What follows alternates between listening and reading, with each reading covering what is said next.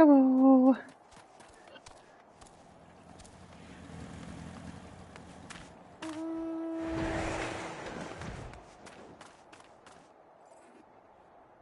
How are you, my darlings?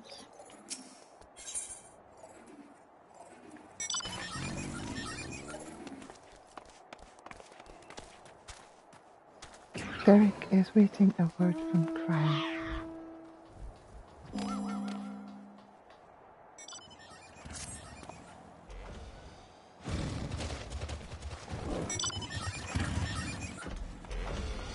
Oh, Elita, it's good of you to come, but I'm afraid there is still no word from Cryle and Grahatia.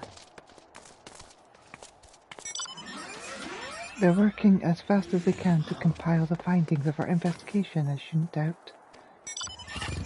But between the Phantom Realm's etheric data and the monument's epigraph, they have much and more to review. Now, while we're awaiting developments, I'd a mind to pay Snowgime a visit in the Omphalios. If you aren't otherwise occupied, you should come too.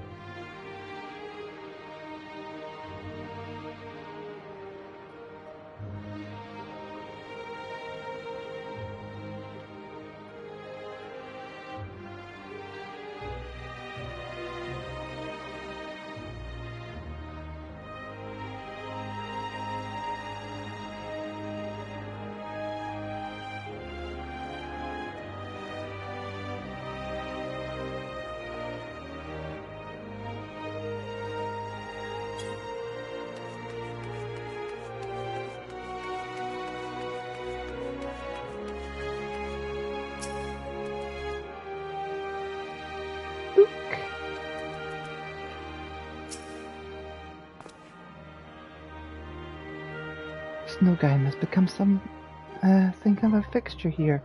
So focused is she on her work, she often neglects taking sustenance. I pray her health doesn't suffer.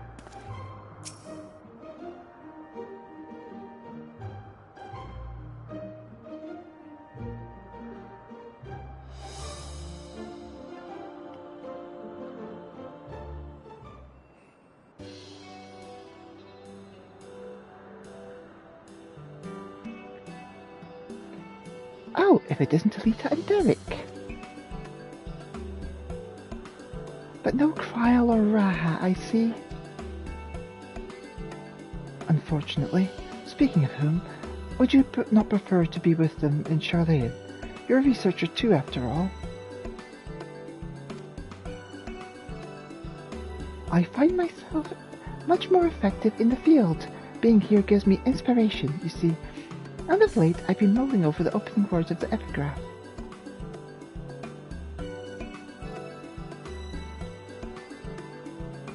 As beings who endure the will of the star, we are susceptible to the influence of hopes and prayers. Thus do we commit our yokes herein, lest we stray from our purpose. The suggestion that faith has shaped the nature of the 12 paints a truly intriguing picture.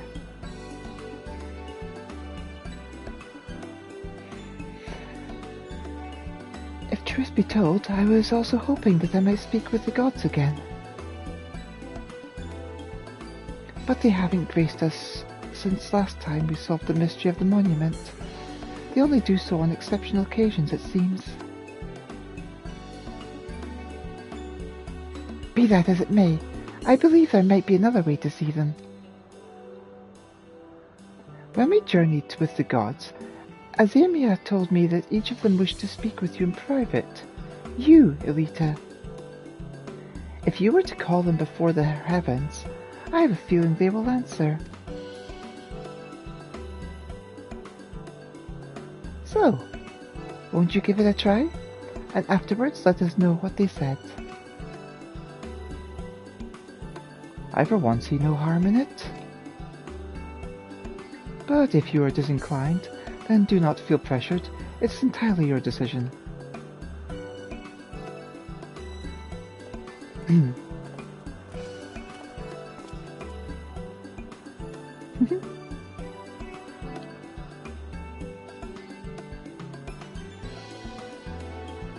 now have the opportunity to speak with those of the 12 whom you've encountered thus far. To do so, call to them before the entrances of their respective heavens. You may advance in the quest at any time by speaking with Derek in Omphalios.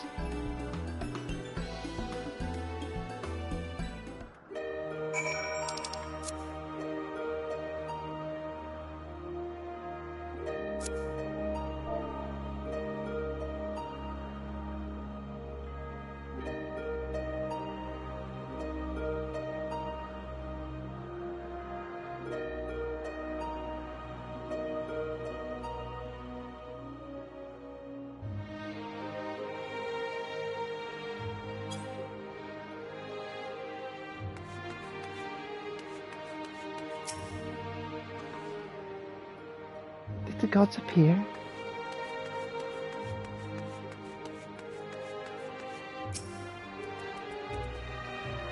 Look! I'll speak with these gods.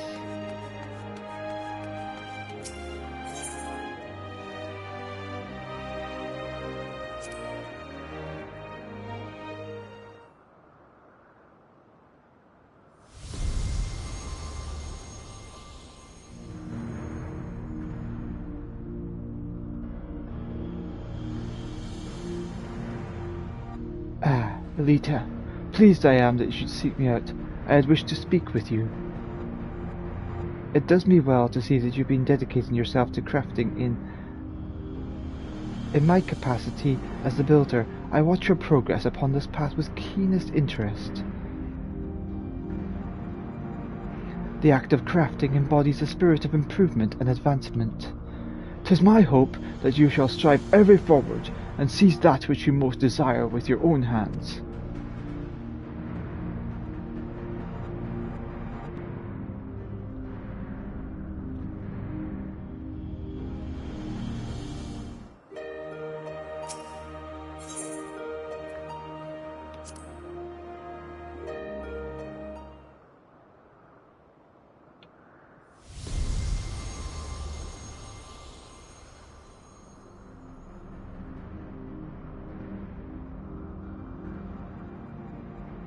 Well, if it isn't the dauntless Elita, full glad I am that you would thus call to me. When you and yours investigated the origins of the Fist of Ralgar, you posited some interesting theories. The connection between myself and the Sylph's divinity in particular. You did well to draw that conclusion.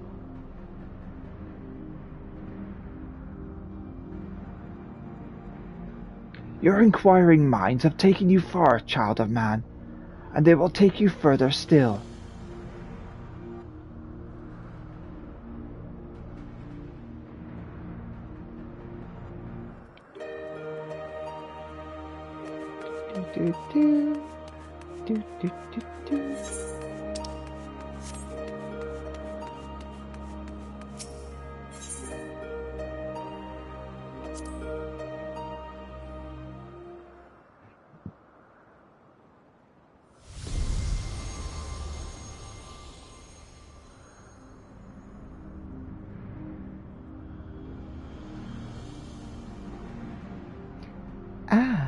Elita, at last you've come. I was right to entrust your zealous scholar companion with the message. Ever since our first meeting, I knew that I simply must see you again. She's so beautiful. There is something familiar about you. You awaken forgotten feelings in me. Feelings that once smothered like embers amidst the ashes. Perhaps you resemble someone I knew long ago. Yet whatever the reason, your presence gives me comfort and warmth. May your light ever burn with bright.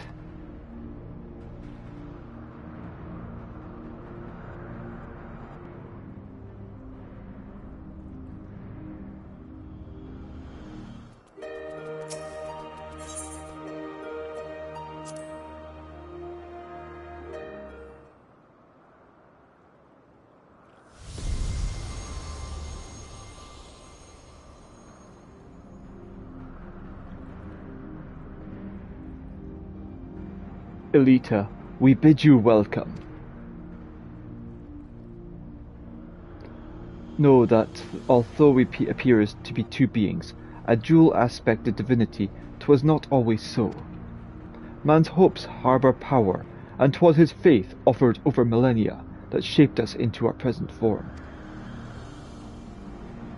In answer to your faith, we, the traders, shall watch over mankind as he strives for that which he desires.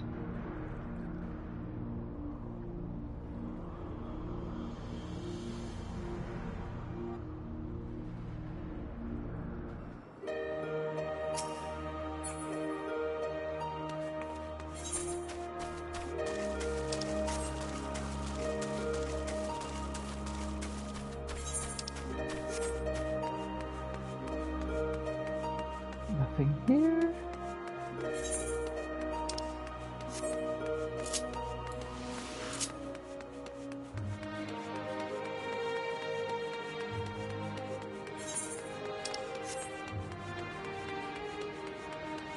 What else do we have going about?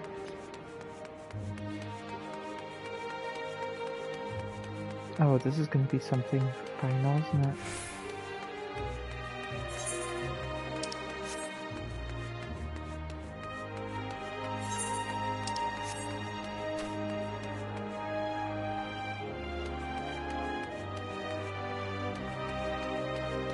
Oh, here we go.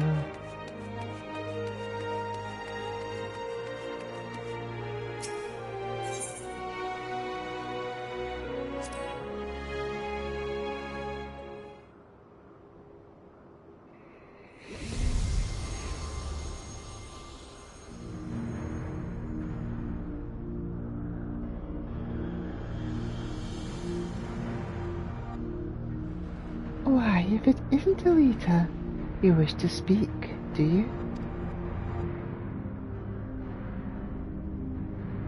Tell me, have you ever met an elemental? Many hold that they were born of me, and as I mentioned, they are the voice of those who abide in the 12-wood. At times, they may seem excessive in their actions, but it is out of an abundance of love, so pray be good to them and heed their warnings.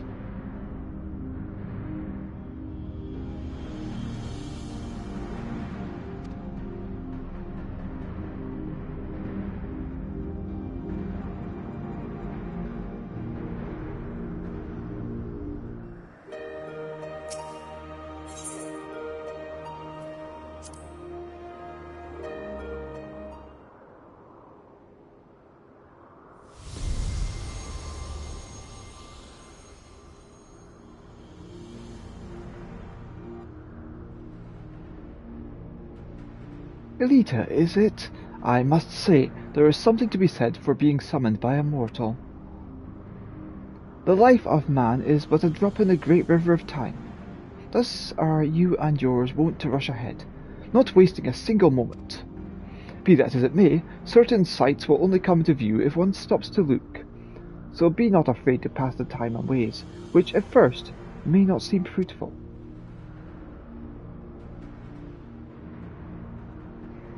Should you dare to do so, you may well be visited by an eye-opening experience. Such is the richness of time. This lesson I learned in another life, from an unexpected visitor.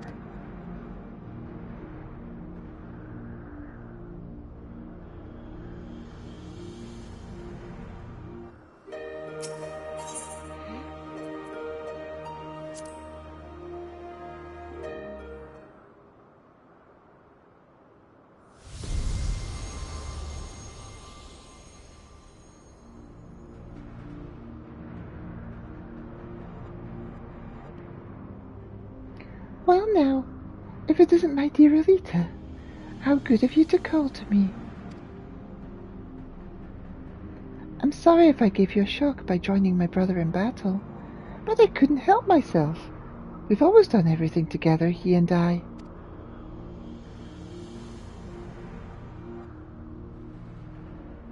Ah, such a joy it was to face you and yours. You displayed the self-same determination that allowed you to defy fate.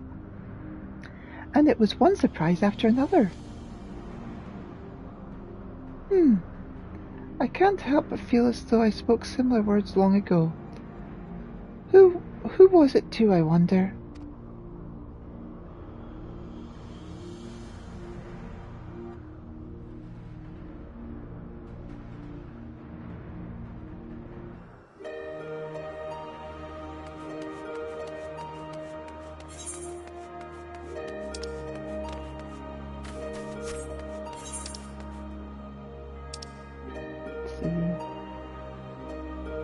Just this last gate over here.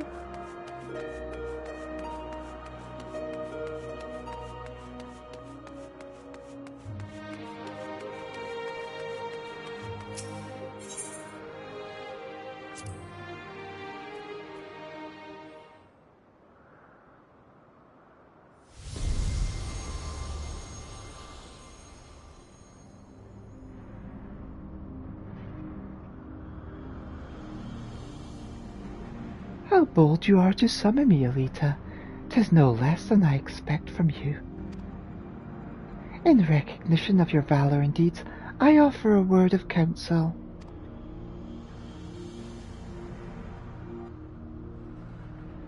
Well, I do know the power of men's hopes, of mortal faith, and there is no faith that I reject. Yet in every age there are those who invoke the name of the divine for their own ends. Be not misled by them.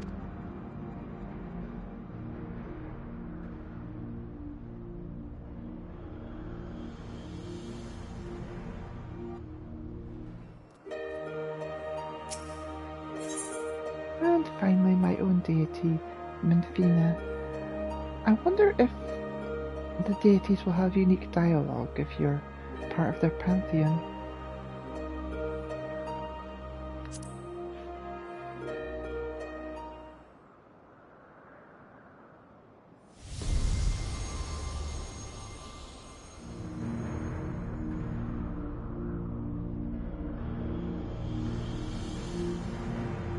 Oh, Elita, what a delightful surprise! You wished to see me, did you? Your beautiful and benevolent patron?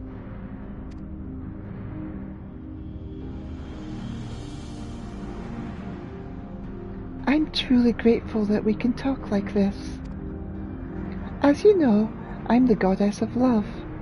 Yet that obviously doesn't mean I have a monopoly on love.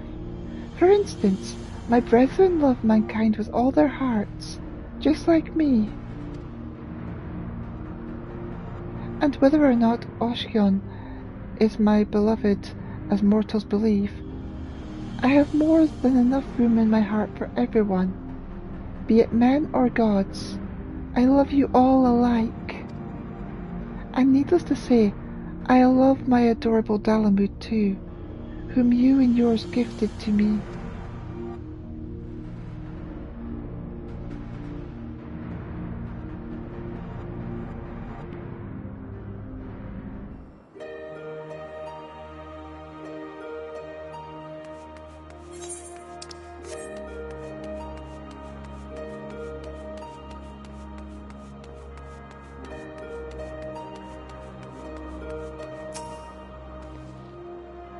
Did the gods appear? Yes, they did.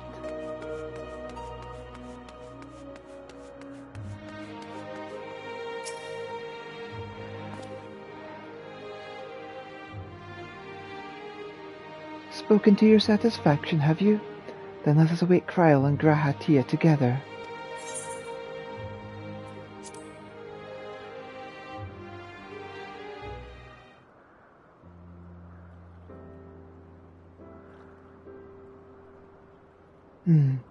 Still no sign of them.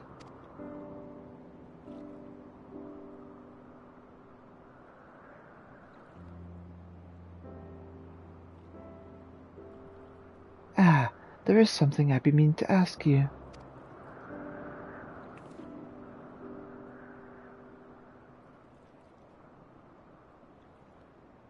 As an adventurer, you are better travelled than most. Of the places you have seen, what kind do you like the best?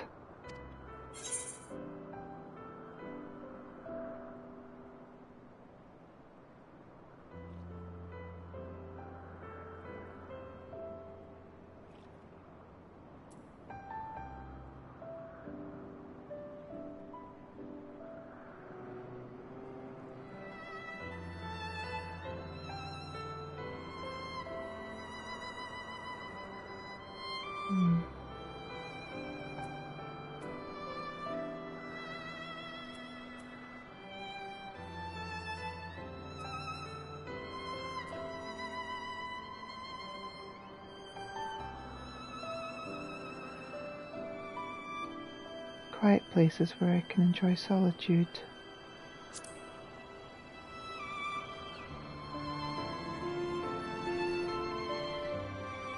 Is that so? Well, I do understand it. The desire to have a place all to your own, where you might be with your own thoughts. I myself am partial to wandering Eorzea, so rich in ether this land, and possessed of so many aspects.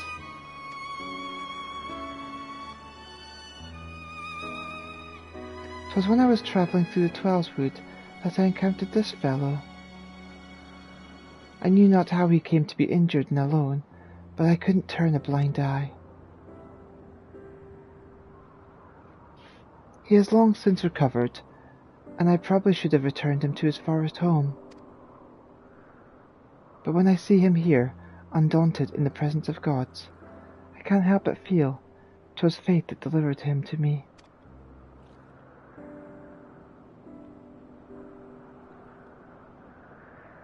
Still, the day will come when we must go our separate ways. They're finally here, everyone.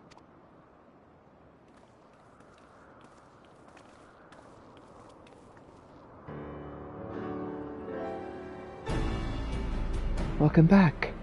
How fared your work?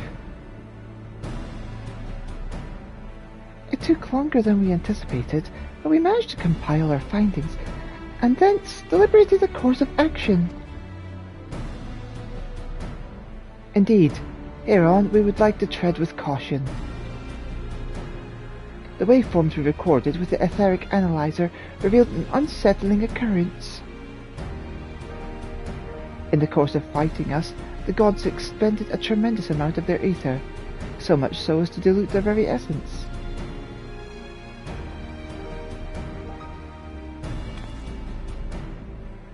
Lest you worry, you've done no wrong, Elita. The gods themselves wish to fight, after all. That being said, we should avoid engaging in further battle until we learn more about their true objective.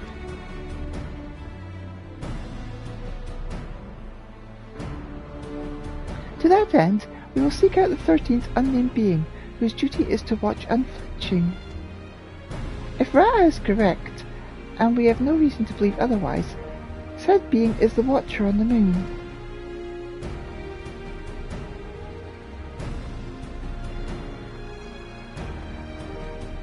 You'll be pleased to know I've already acquired permission to use the Tower of Babel from the Ilsebard contingent, who oversee the structure with the Garlean people's leave. We're finally going then, to the moon. Huzzah!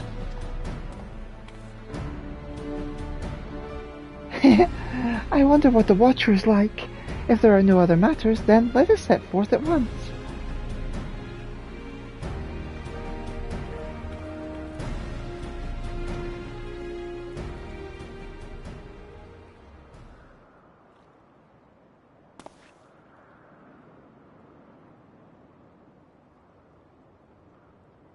If you still wish to speak to the gods, best seek them out now. They may not be there later.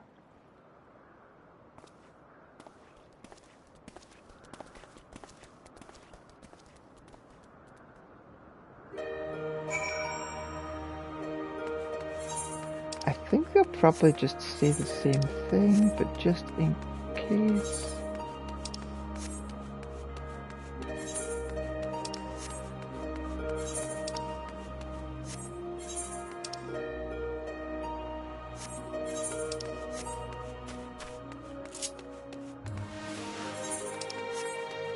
I'm gonna double check.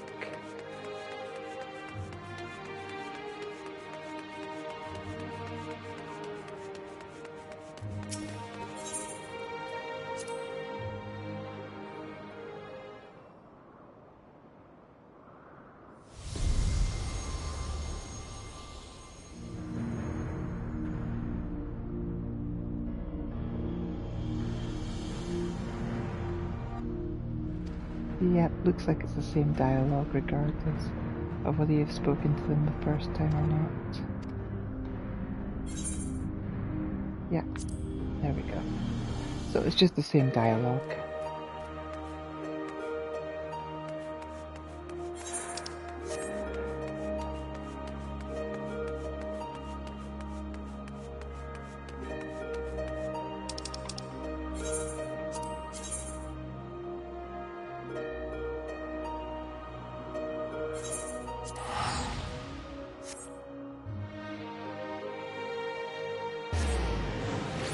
I was torn between the choices of a place of solitude and a place untouched by man.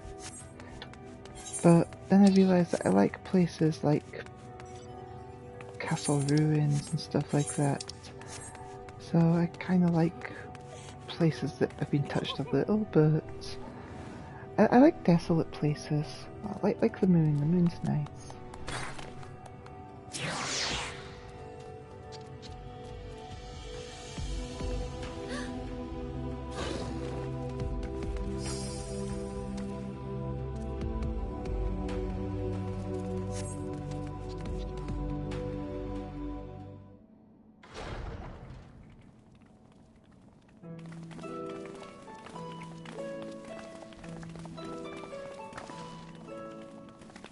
Greetings, Heidelin's champion.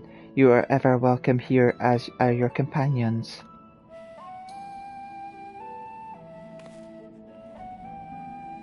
"'Tis a pleasure to meet you, Watcher.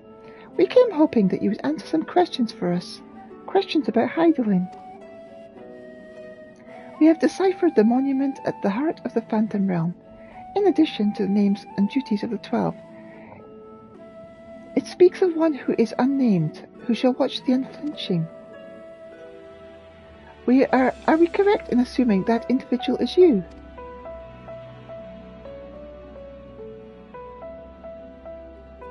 "The 12 has existed for eras.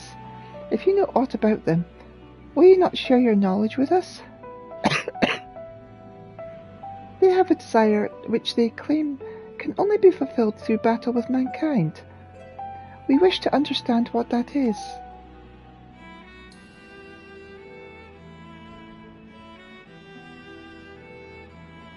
"Please."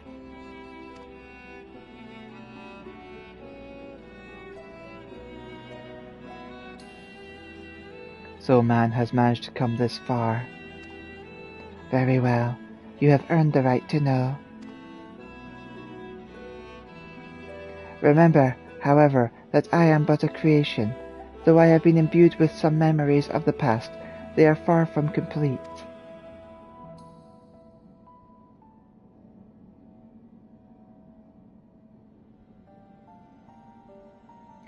First of all, I am indeed the unnamed being the monument describes.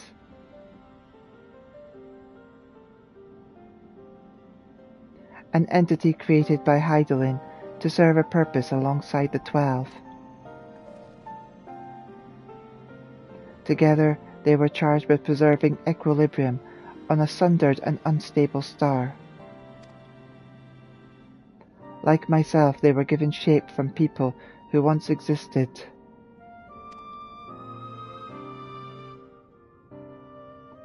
and like myself, they believed that the world should be entrusted to the new life that had emerged. While I do not possess detailed memories of that time, Vinat selected those she deemed best suited to their respective duties.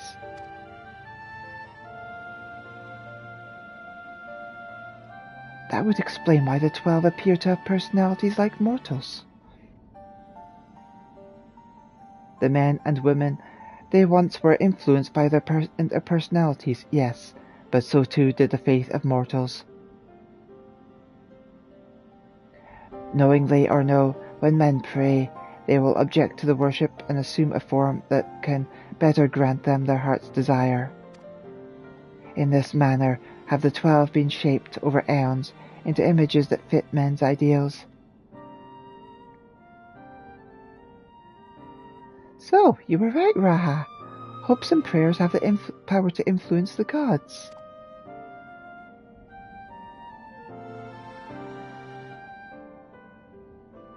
Yet even as they thus changed at Vinat's behest, they would have refrained from intervening in mortal affairs. As a result, there will have been times when they acted in ways that are contradictory to your expectations. But now that Hydaelyn is no more and the final days averted, the 12 have arrived at a decision regarding their fate all their own.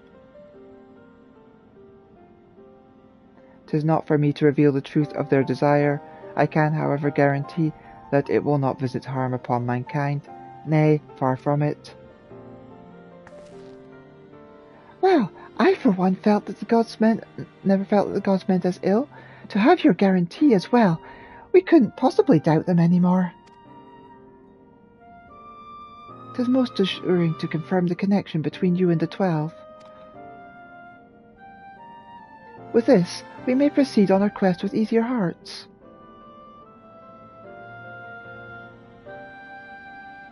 Thank you for sharing your knowledge with us. We shall return to the Omphalios and continue engaging with your brethren.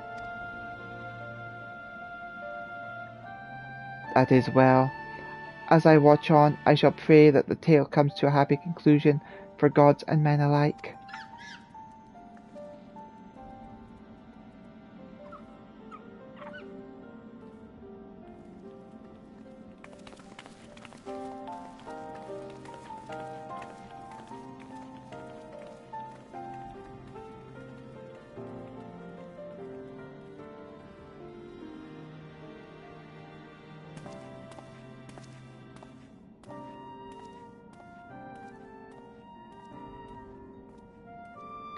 May your journey be fulfilling.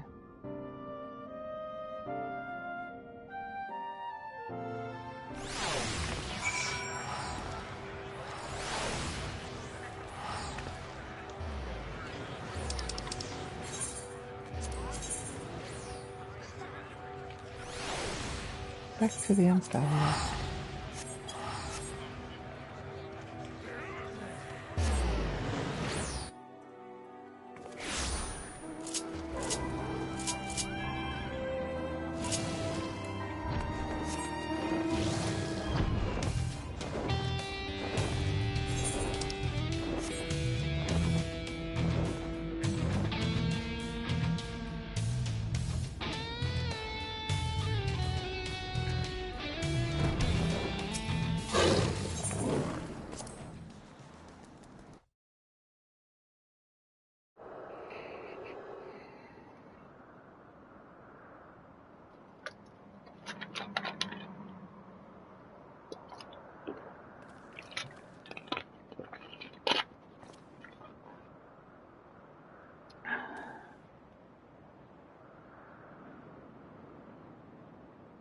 Something's amiss.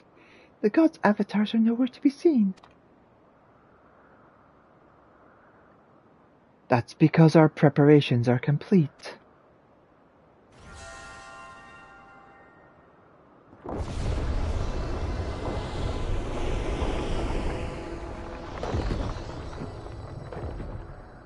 Oh.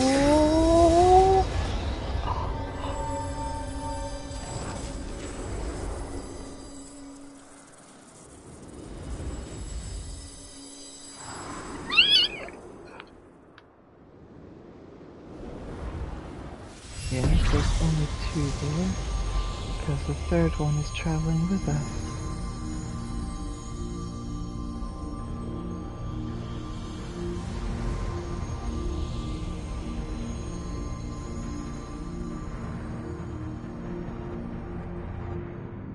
They're beautiful. Ah! I've waited so bloody long for this moment.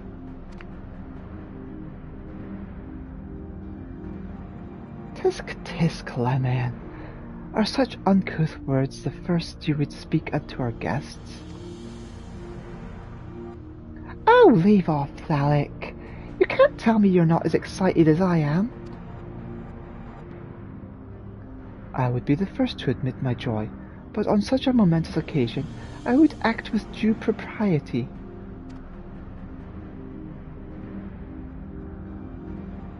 Well met, children of man. 'Tis our understanding that you have spoken with the Watcher and ascertained our true nature.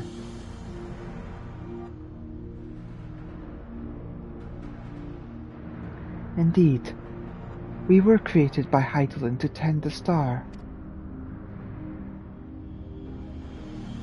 Having built the Omphalos at its heart, and our sanctums throughout ether-rich Eorzea, we laboured to preserve the balance of reality. All of this we have learned, but there's still one thing we don't understand.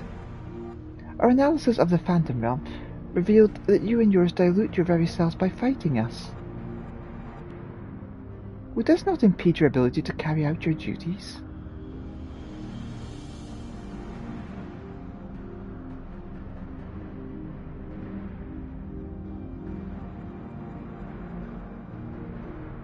We appreciate your concern, but you needn't worry.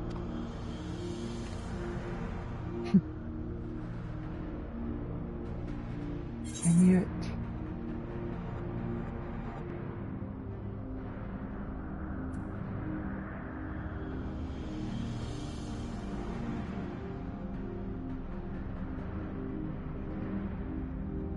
I knew it. You were him all along. Both him and the Opal.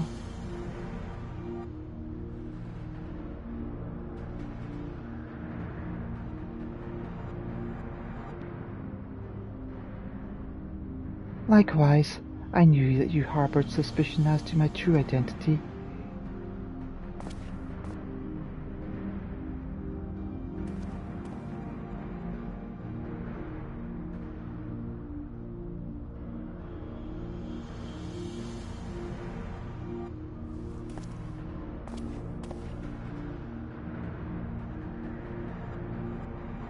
While my brethren used various creatures as their avatars, I chose the form of a man, the better to share in your solitude.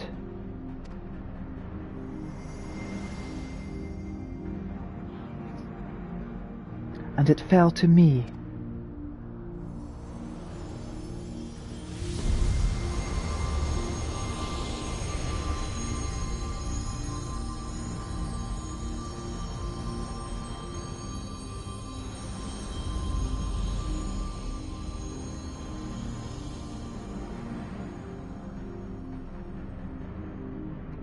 The Wanderer, to beckon unto the Omphalios, they who could grant our wish.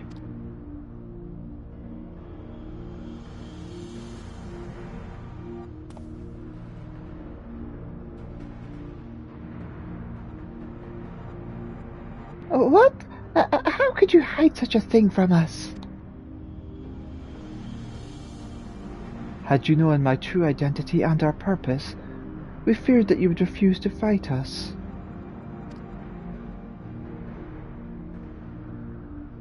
But our fears were unfounded.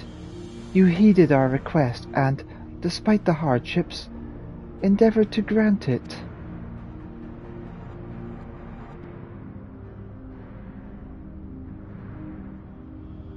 Forgive me, Elita, but I must leave the little fellow in your care.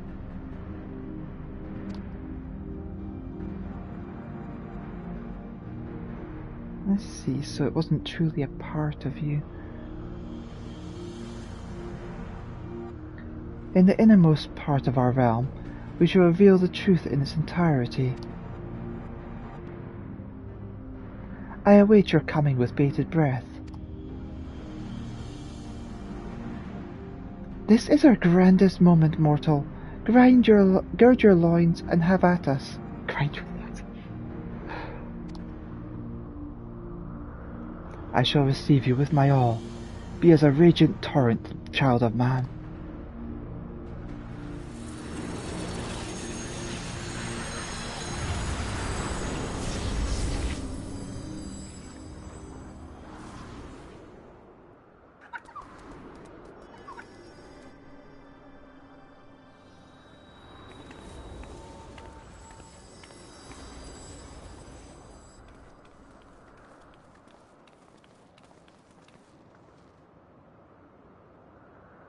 I wonder if the Opiopo is the form that he would have taken.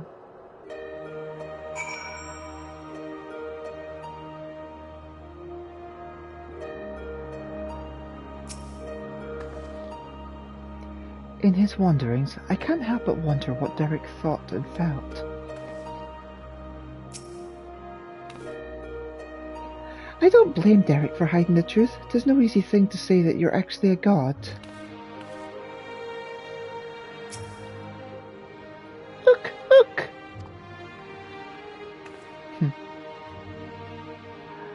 If people just listened to me, you would have known. And I suspected it from the very start.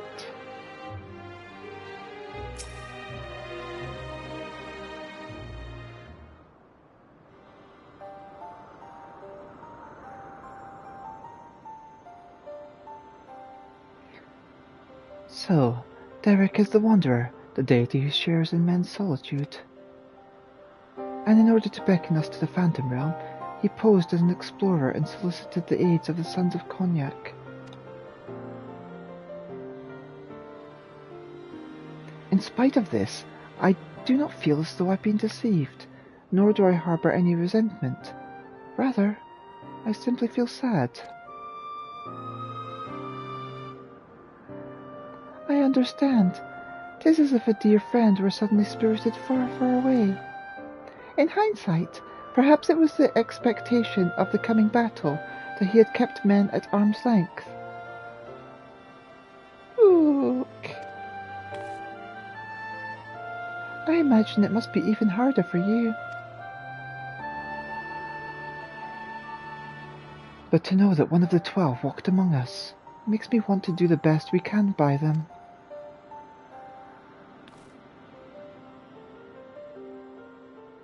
Aye, since time immemorial, the 12 have watched over all who abide on the star. And even as they fulfilled their purpose of maintaining stability, as beings possessed of sentience, they also heeded the hearts of men.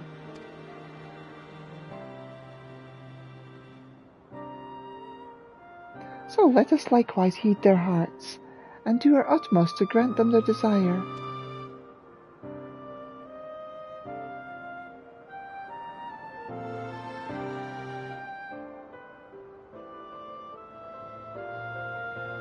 Then I believe we all know what comes next.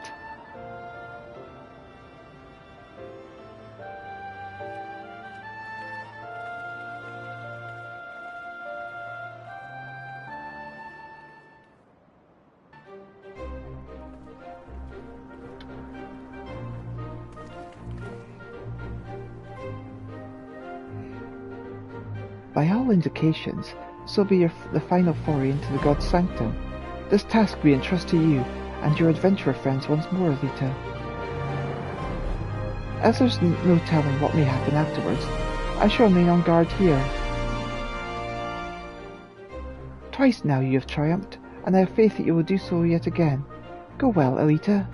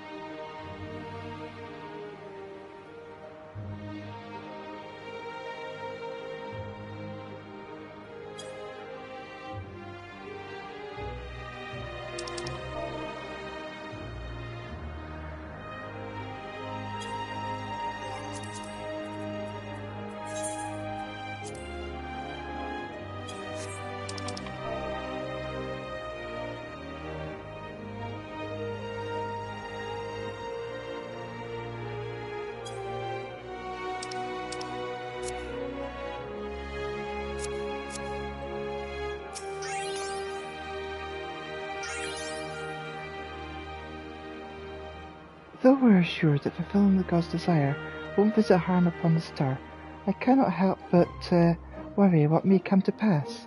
We must be prepared. Look!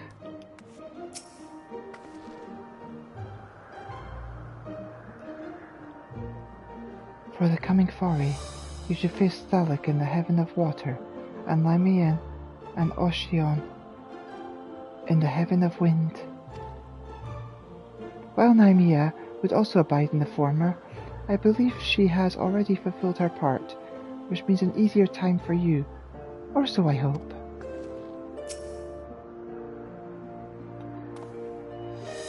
Worry not.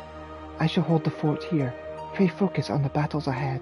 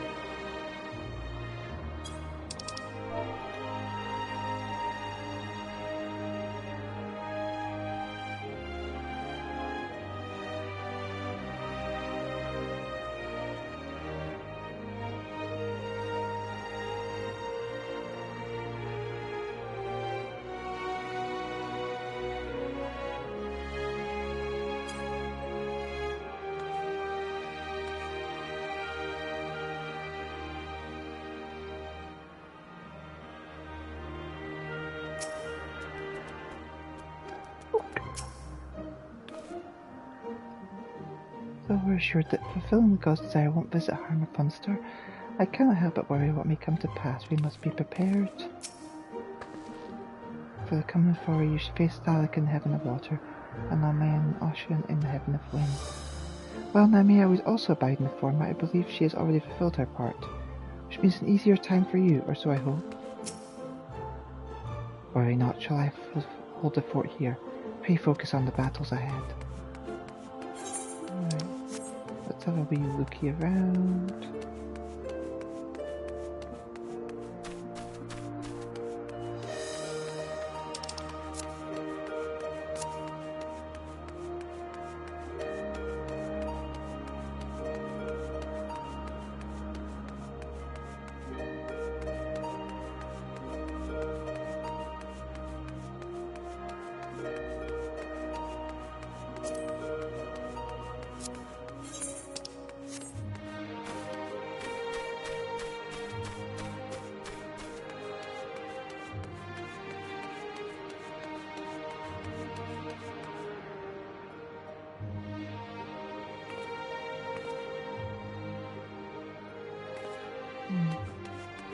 I believe it's these three.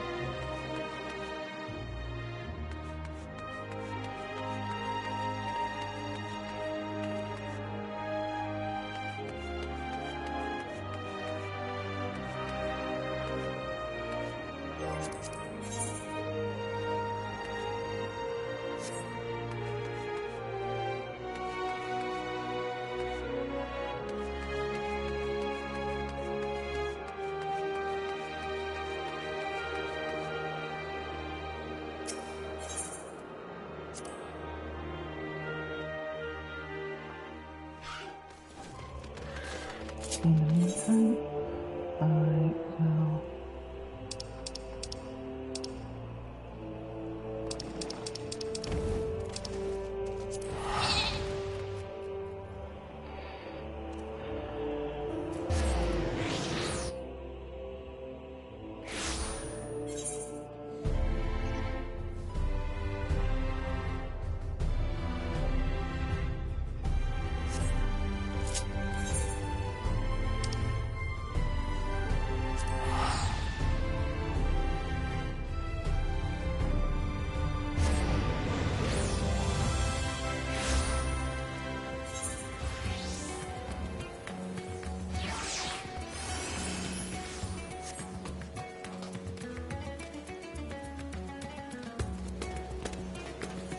new story there.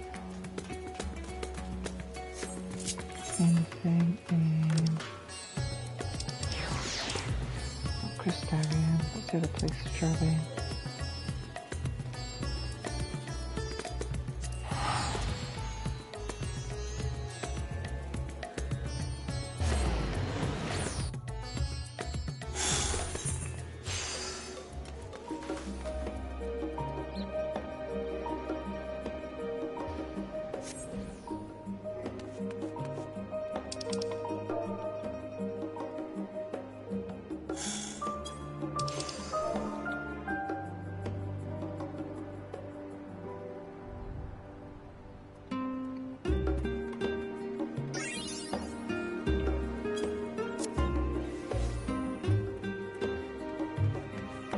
Feline recreational device.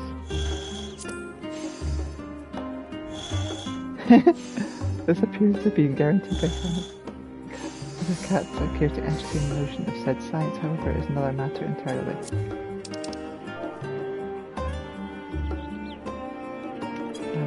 We can look at the Free Company. Labyrinthus.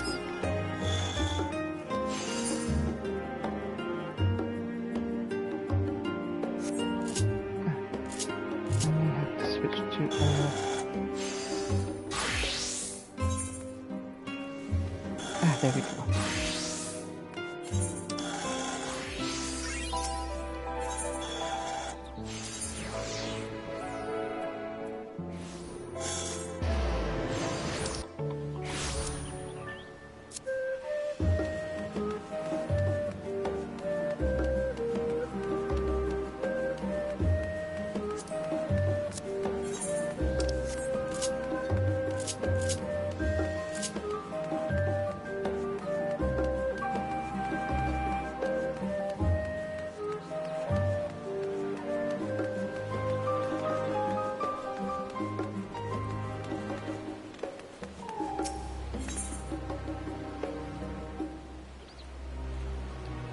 A request of one's own.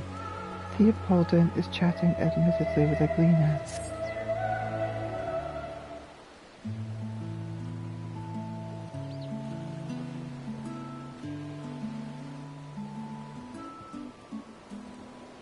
Pray, see that it is done.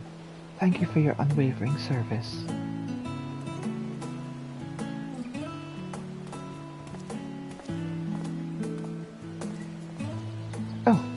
Be good. I didn't see you there. I trust you have been well. And the twins? Perhaps I should reintroduce myself. Our first meeting was passing brief after all. My name's Theopoldin, and I oversee the researchers in Labyrinthios.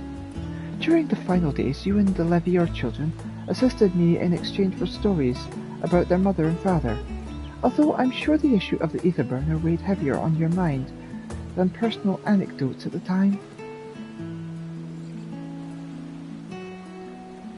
You scions truly managed to do the impossible.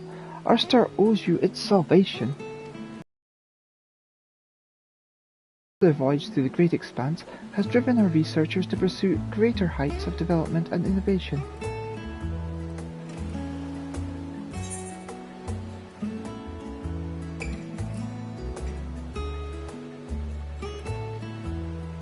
We don't have another apocalypse scheduled, do we?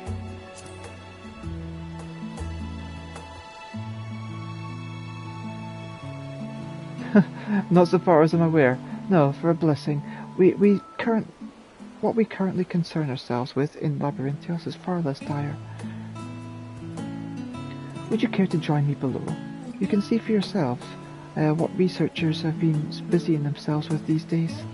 Our gleaners have just delivered some missives that I must distribute, and I would greatly be honoured by your company.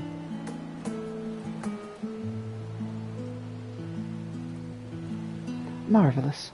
I have no doubt your presence will brighten many a day.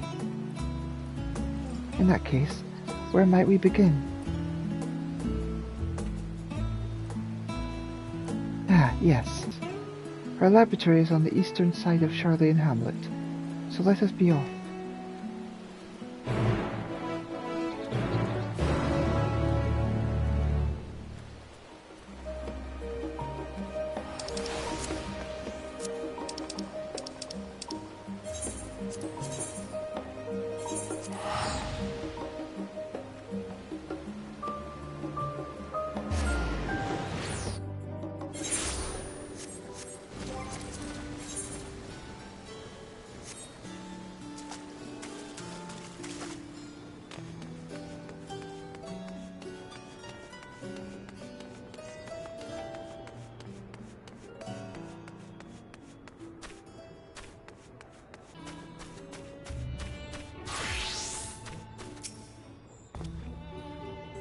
This is the place. Let's see if she's in.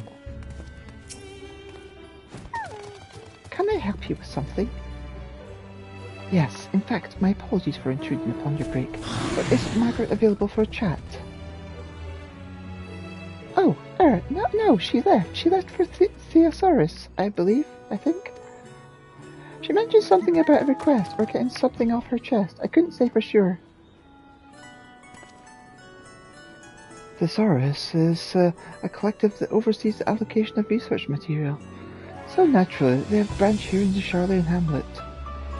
From quills to ghost commissions, Thesaurus is a one-stop provider of countless invaluable services. They are committed to ensuring our researchers have what they need to perform their work effectively and efficiently. I'm sure Margaret would kind to expound upon their offerings in exhausting detail when we find her. It's the building just across the plaza. Well, this doesn't bode well. Godspeed, Margaret.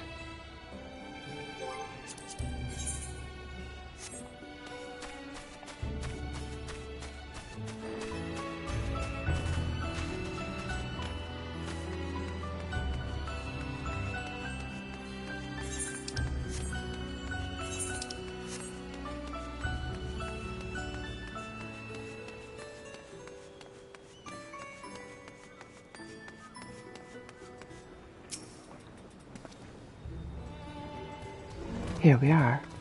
I assume we'll find Margaret with our receptionist.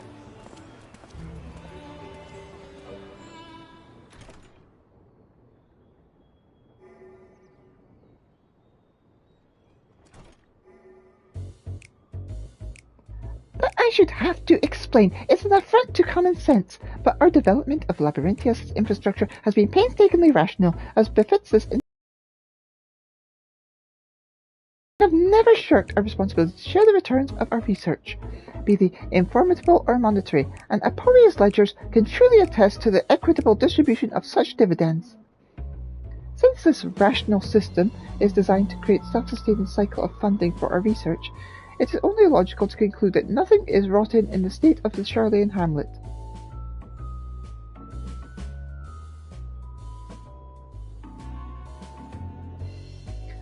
But do you know what is rotten, Hodge? What is hastening our decay, body and soul?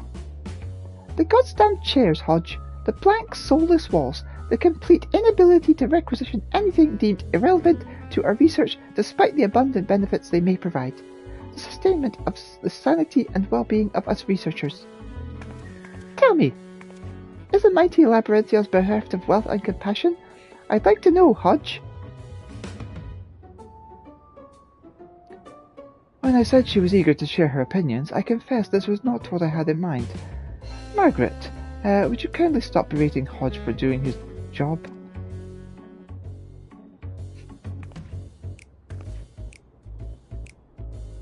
Berating? No, I am merely submitting a request for answers regarding systematic failures while offering my assessment of the situation. But now that you're here, sir, perhaps you can use your authority to remedy this latest injustice. Would that I could, Margaret. Sadly, our resources have their limits. But I assure you that our associates at Thesaurus will continue to make every effort to ensure each request receives due consideration. Furthermore, in light of the correspondence I just received from your collaborators, you have more pressing matters to attend to.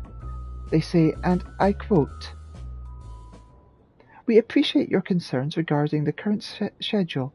Nevertheless, we wish to proceed according to initially scheduled projections. Respectfully yours, etc." Why does this always happen? What would the word impossible be so difficult to comprehend? Do they think we're exaggerating? Or is the air too thin at the mountain drops of privilege from which our superiors deign to issue commandments? Why is it that when we dare to hope that perhaps this time, it will be different, it always ends in the same catastrophe of unlearned lessons? Do it again, but faster! Sacrifice health, hygiene, and personal happiness as you feed the furnace. Its hunger for your labour insatiable. Oh, minion, render up your everything in the altar of glorious progress. Oh, I can't stand it anymore. Take my life, my liberty. Just leave my fluffy bed. I've only just remembered its gentle caress. But now I have to rip an S from the bosom of what meagre comforts our servitude affords. They now expect us to bruise our buttocks upon chairs harder than the heads of the whole forum combined. Upon the slags of that greedy guilt pinchers refuse to replace, on the grounds they are not essential for our work. Despite the cries of our lower backs for succour, mournful and ceaseless distracting, stifling genius and innovation.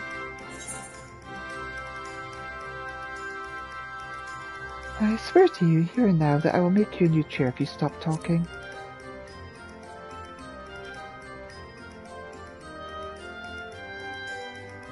Wait a moment, I've seen you somewhere before. Ether tanks, that's right, ether tanks, I remember. Wait, you'd make me a chair? In other words, you're an artisan? And a humorist too, I see. Your jest is more than welcome in these trying times. I doubt I was half the help you would be to me, but I am prepared to impose upon your goodwill, if you will use us even an ounce of respite. May I?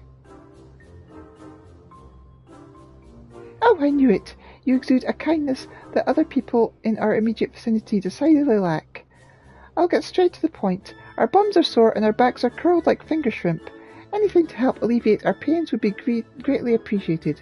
Cushions, massage instruments, herbal supplements, anything. Oh, and should you fear that a surplus of generosity might go to waste? No, there is no shortage for achy researchers in my laboratory, so all donations will be put to good use. Rest assured, you will be compensated with more than our glowing gratitude too. You adventuring types like those colourful scripts, don't you? Well, I have a veritable ton of them, left over from an old project, so they are yours, should they bring you joy. While your gesture humbles us, I would hate to think Margaret pressuring you with her overzealousness. Are you sure this arrangement would not be an imposition? Well, if it's your prerogative, I am sure your efforts will be appreciated by all. Hodge, coordinate with the distributor of Margaret's scripts so we may establish a provisional exchange in these offices for our new partner's convenience. Understood. Radaki, the Vardesk will see that you are furnished with whatever supplies you require. Do not hesitate to make use of her services. I have other missives in need of delivery, so I'll leave you to it, but please, take care not to overexert yourself. Be advised that I will hold you responsible if she does.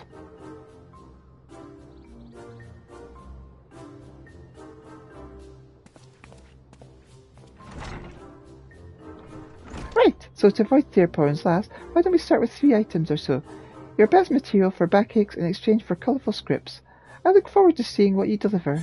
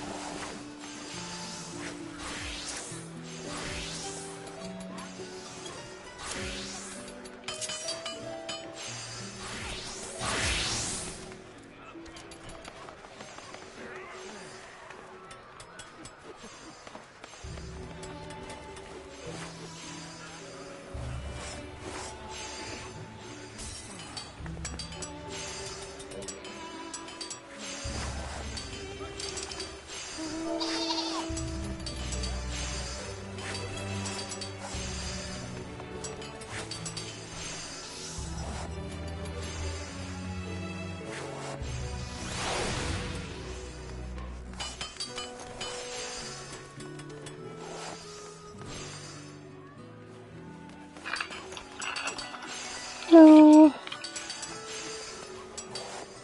Hello. Just so you know, I am doing my usual broadcast session, so...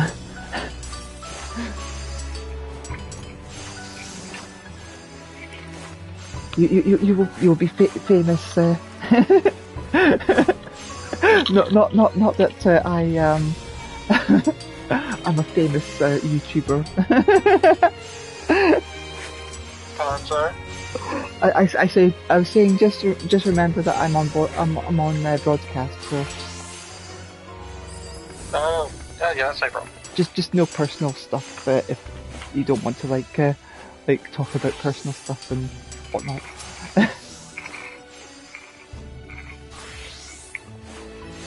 So anyway, I had lots of sex yesterday.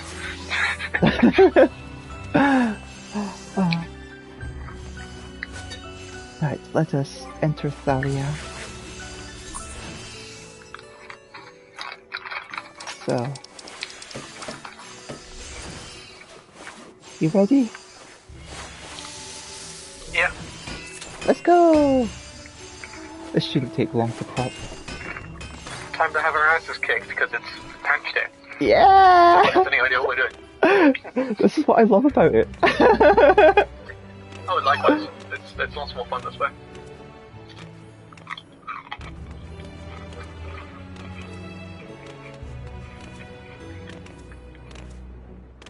So are you surprised by the big reveal either? Oh, no, I kind of knew from the very start. I think everyone knew from the beginning. It wasn't exactly like rocket science. It was like... So I did kind of partially suspect that him and the Oppo were both like a combined thing.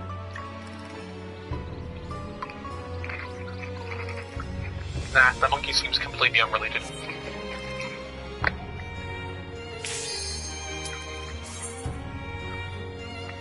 You'll be pleased to know they introduced like 11 cards this patch and I already have 5 of them. Nice!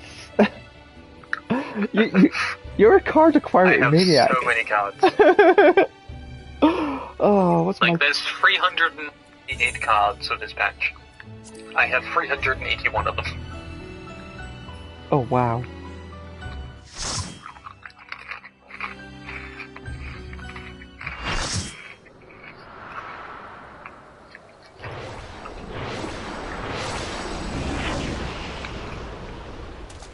Oh, am I the only one who thinks, what's his name, Folliac looked like Innocence if Innocence wasn't a dick? Yes! Oh, God. Was that just me? Yeah. That's a pot. Thaliac did look hot, though.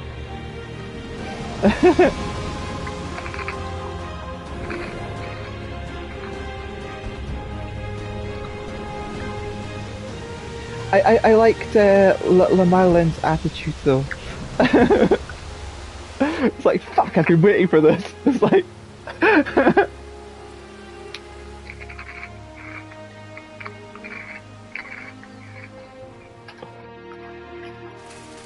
Alright, now, just a hunch, but I imagine we're gonna have to deal with some water mechanics. Looks like it.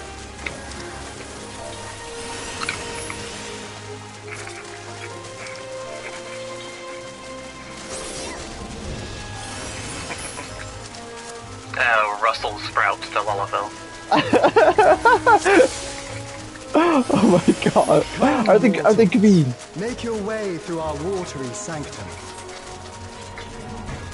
Wait, what? There's 2 ways to go. I guess I'll go this way. Let us see how you fare against my servants. It doesn't matter. Oh, they all meet up at the same point anyway.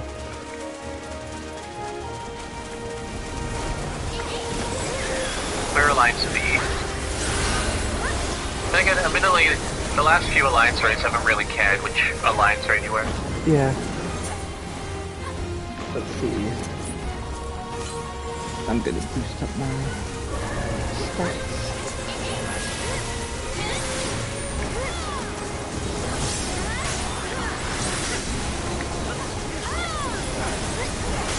Between this and Genshin having the water expansion, I'm doing a lot of water related things.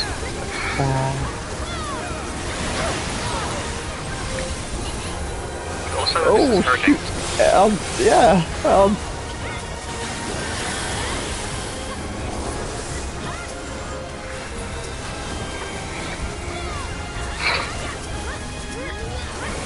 good job. You restored life to the exclamation mark. That's because the other got them before me. Actually, because I got them. Yeah.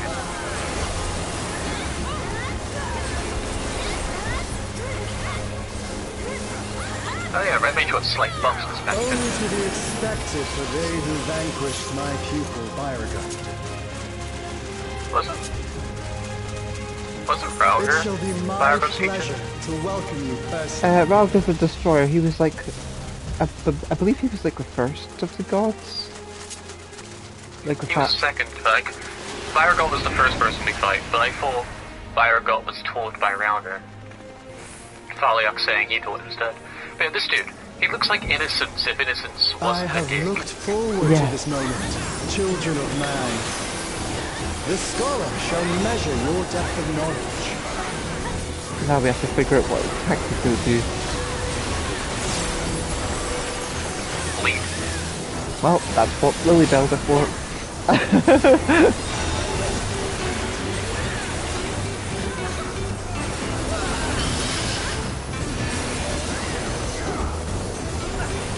These are declare. Looks like it, yeah. Oh, What's doing that clue some- doing it's back doing there? something really cool. Probably knockback. I'm gonna take a guess it's knockback, yeah. Yeah. Not all knowledge Looks like is we've wisdom. encountered riggers before.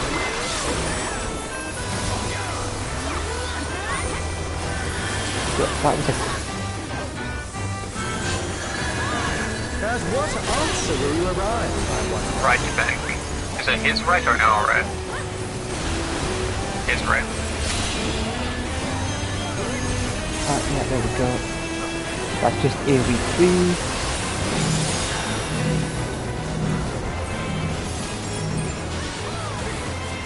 The music's gone kind of funky. I can't hear the music very well to be completely honest, but Get out of the way, tank, don't kill me. I'm sure I'll hear plenty of it. Like, I'll hear plenty of it in YouTube in the next few hours.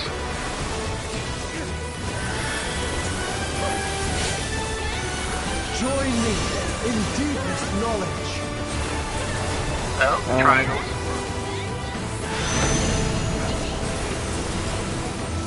Let flow the waters of your mind. More triangles.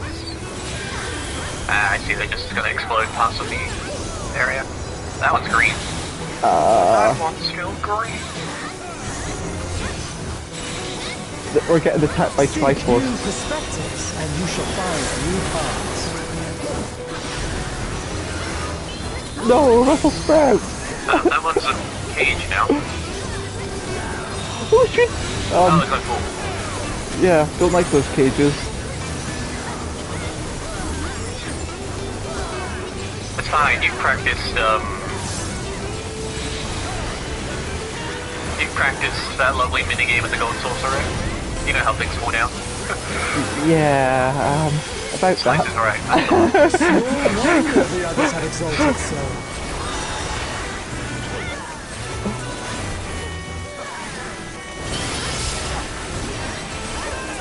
Oh, here we go, knockback time. Another clue.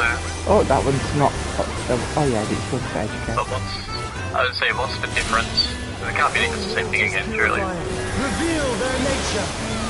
It's the same thing, but with extra things you've got to avoid. Oh, there's balls. I see.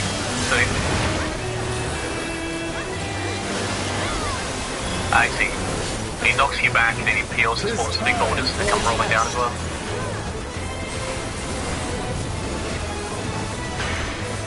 Share with me. There's a safe spot over Oh, here by God. the looks of it. Oh, shit, do we have to, like...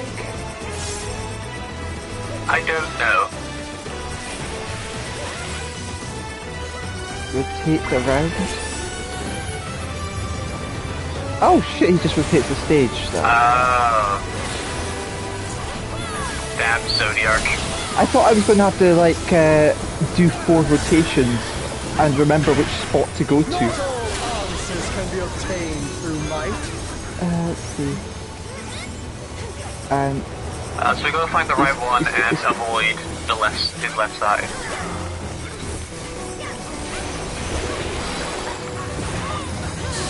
Many of us are about to die here, probably.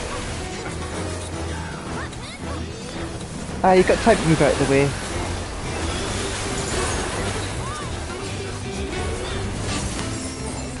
Prove to me, wisdom of man. How about we don't do that? Yeah, how about we just finish you off here and now? Let's Sounds like... Well done, wise children. Well done. Smooth sailing so far, I see.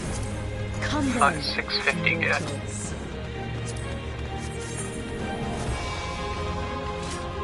I don't need either of those.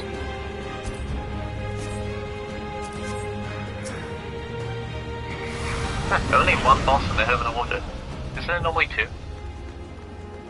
Let me prepare a suitable stage for our union. I mean, we've only got 3 more, Whoa, what the heck? In the last couple of places, it's been 2 bosses per heaven. Although, this one looks like a pretty water one for being in the Heaven of Wind. Ways of navigation.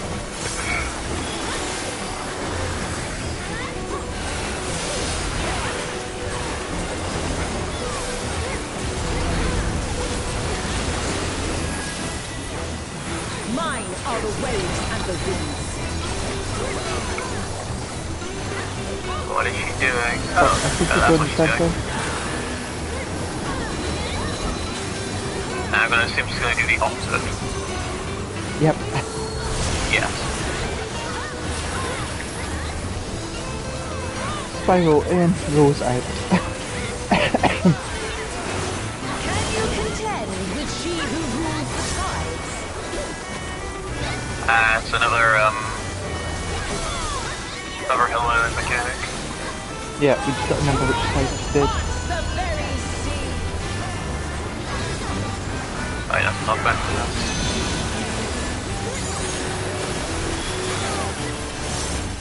Oh, the arena's been extended. Yeah! Okay, this is interesting.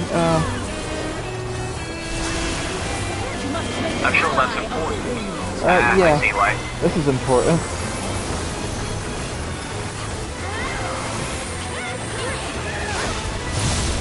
Rise above the white caps. Wow, that really sets you off.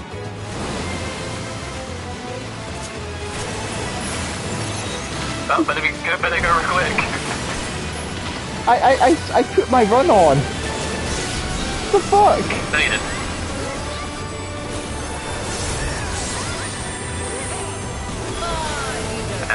I had sprint on, damn it.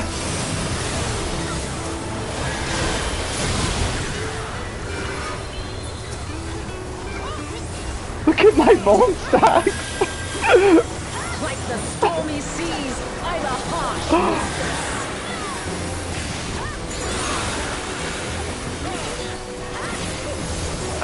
Trident.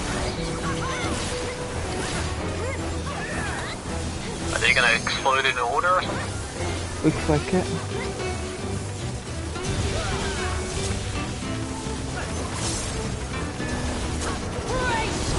That's not too difficult.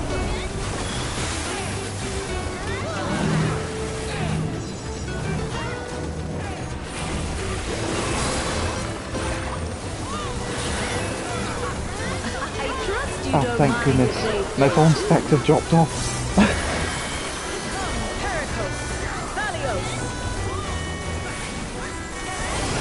Oh, bad face. Join us in the excitement. Oh, maybe not ad face? Maybe be not at the sides. Dance upon the waves. Right.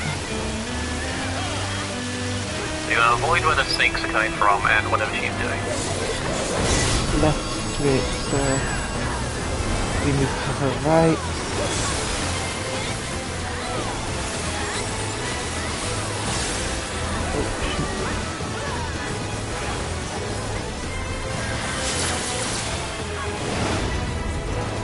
That's the way, my clever serpents.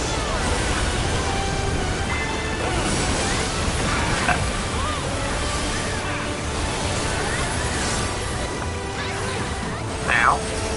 Didn't really hear that badly. Feel the light of the navigator.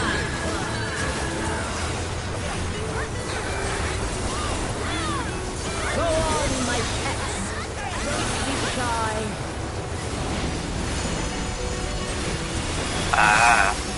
Ah, we want to be at the other side. Fuck. I was too slow getting to the other side.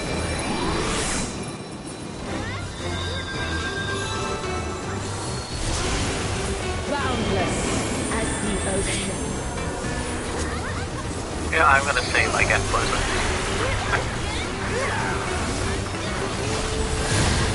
Swim free, my pet.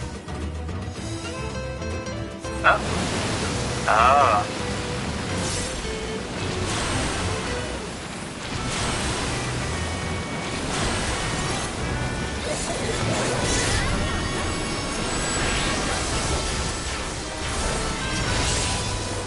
To seek new horizons, you must come together as one.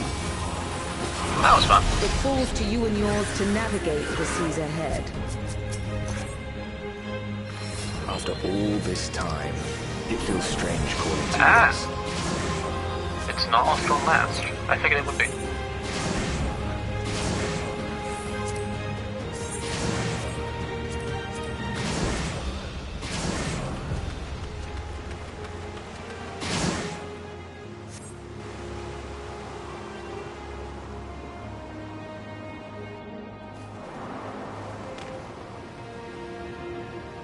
No ad phase again. Don't they normally have another set of mobs to kill? I guess it comes after him. Yeah, I guess so. Oh, we just got... Because they said they were paying us for something. So I'm assuming that after this we're going to be like sent elsewhere, like into another realm to fight whatever the threat is. Because they mentioned something about a threat in the previous one.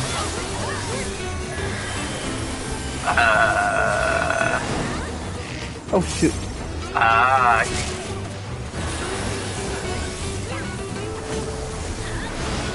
Stand firm amidst the storm. Reproduce. Don't mind if I do.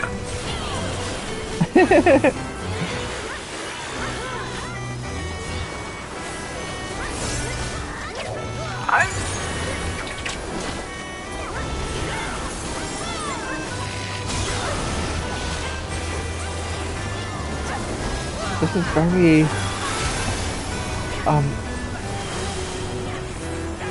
he's gonna go round to there. Ah, I see how it works.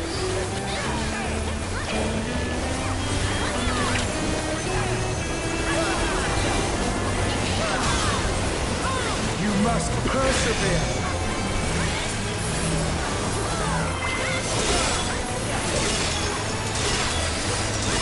Feel the power of 2 lily bells at action.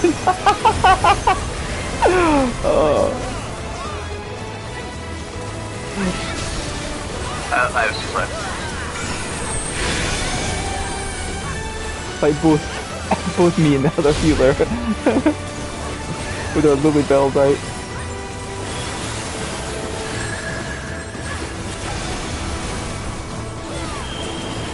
Oh, hello, it's children now. Ah, we want to be in this corner. They're both coming in? Why this corner? Wind, Oh, you're correct. guide my arrow.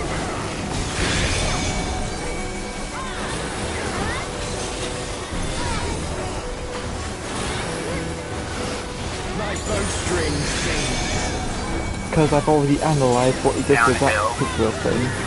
I have no idea what to do here. I guess knock back from here.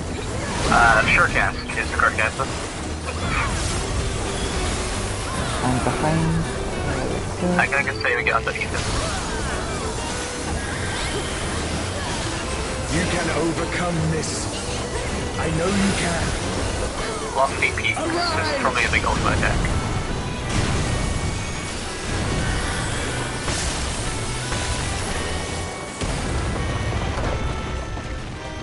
Oh, that's where he fires us all into the sky.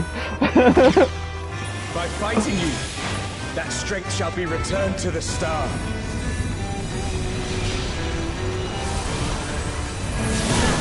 Are you gonna get giant? Oh, you Oh, are. he's a sexy big boy. Say not your sense.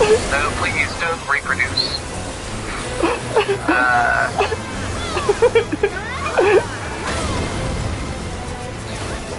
no! My co-healer! Well, that person's dead.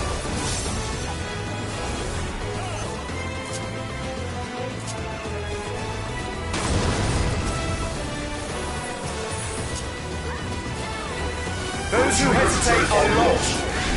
Oh, there's a good spot here.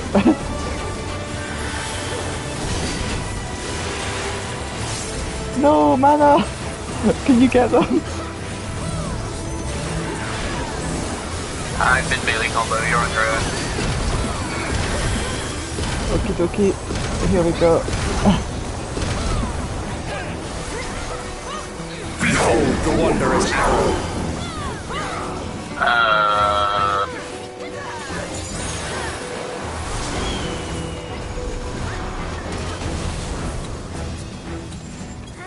I see. So the arrows collide there, making an AoE. If you want to avoid the middle and then avoid the AoE. Yeah. I'm glad that it was you who came to us. God, he sounds so fucking demonic now that he's big.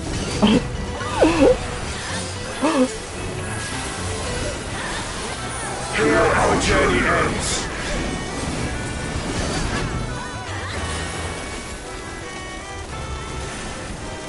Wow, that's slow.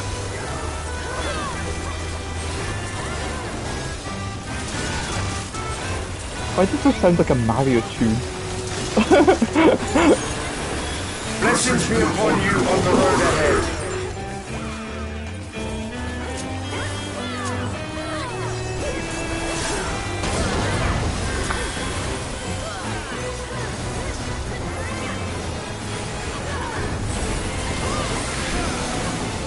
It's too now. May the wind ever be at your back. Alright, we want to not get... We want to not get knocked into one of those AoEs.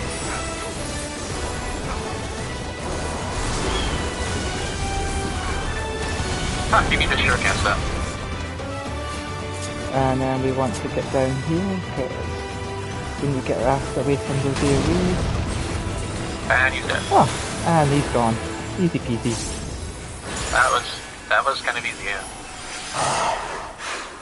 The sweet sorrow of parting. I beg you, stay the course to the end. But who's left? What's left?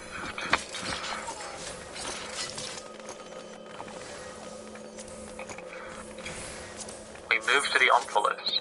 Oh, so we just go back to the hub. Kind of. This can't be... That's it, right over. Hey guys!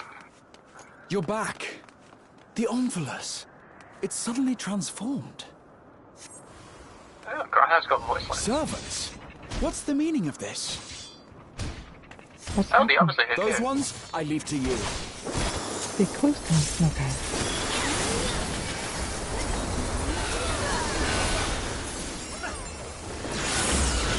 Angelus Micros, Angelus. Wait, the music's all gone. There's no music. Yep.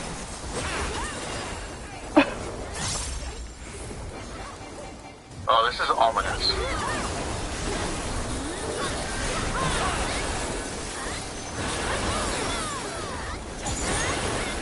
You okay down there, Graha? It seems we're being summoned. Yeah. Go, my friend. I will stay here Are we with the fighting others. innocents again? Was I onto something? Oh, where are we going?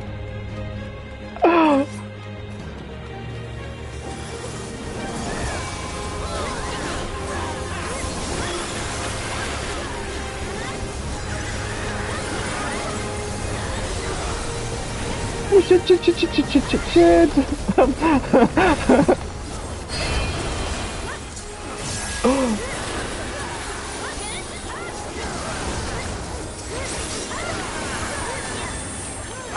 I think I'm maybe genuinely not sure what's going to happen. I think maybe the tanks were supposed to separate these.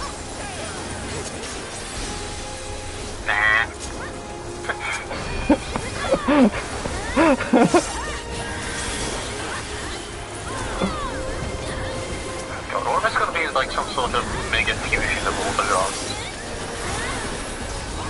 I think it's going to be like a dark god or something like that. Oh, you like space stuff?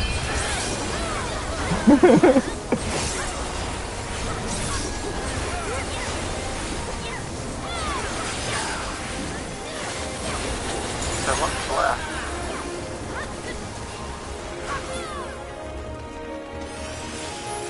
Stairway to the 7th. Oh, we're going to the 7th heaven. 7th what?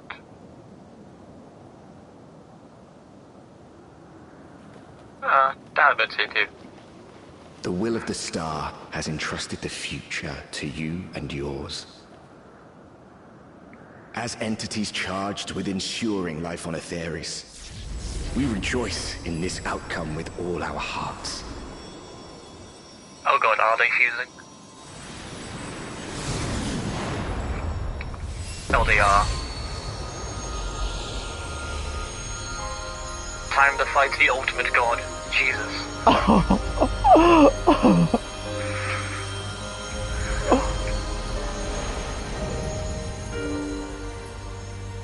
The 12 Eulogia. She beautiful. She's got different parts of every. Time to bid farewell to we relics of the past. No, I don't want you all to die.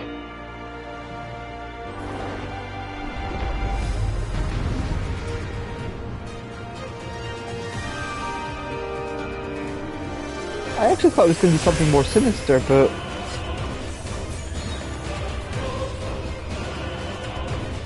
This music's nice. Oh, I love the, like, patterns on the outside.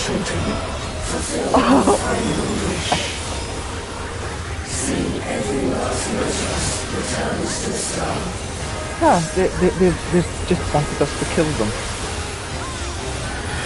I feel bad. Like, we're essentially like assisting Oh, we them. are pretty good at that. We're assisting them in committing suicide.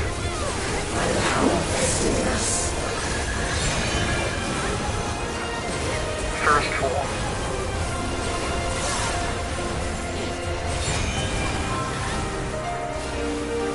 Oh, good god. Yeah, I'm just gonna follow the group. When in doubt. I have no idea what their attack's going to do. I think it's going to be multiple cleaves. Ah, I see. Right, I want to be over here. Oh, no I don't.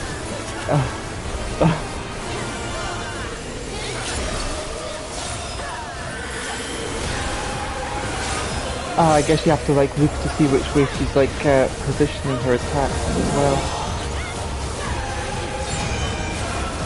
Can we talk about the remix of the original Fight Back? Left is the first form. Then right.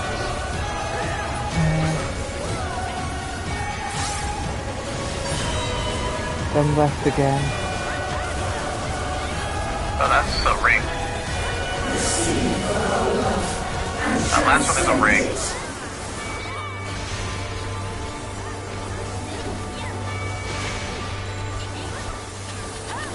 I guess I have to get underneath her. That would be correct, but I still got hit by it anyway. Also, a lot of people inside.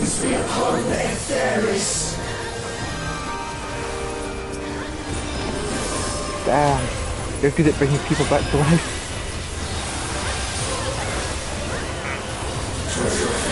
The power of red mage.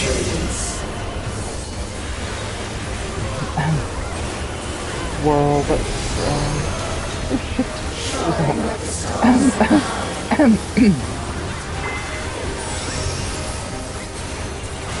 Oh god. You like moons.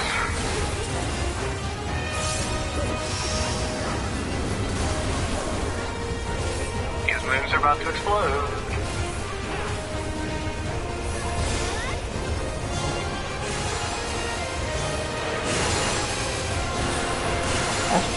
Shit.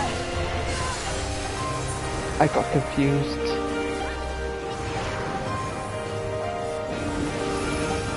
Now we've got Azima's Ring of Flame.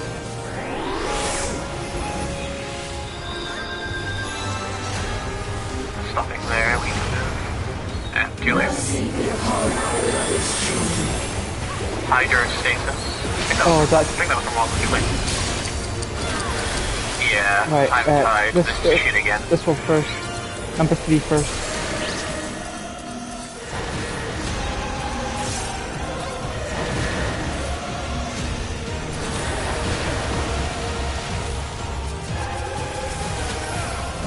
Damn it, I couldn't hear him too real in time. Ow. Someone else people thanks for that, clearly. Oh, now we got this again. Which one's this? Oh god, yeah. Safe spot's over here.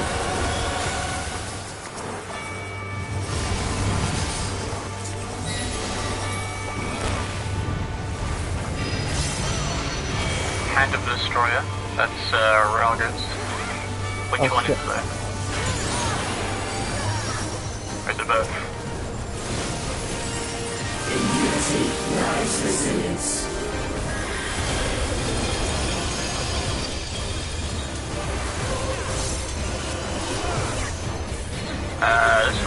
This was no biggest one. This wasn't too difficult.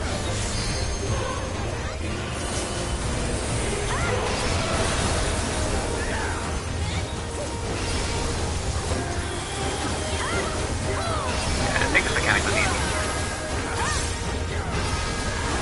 Not a single motor state shall be held back.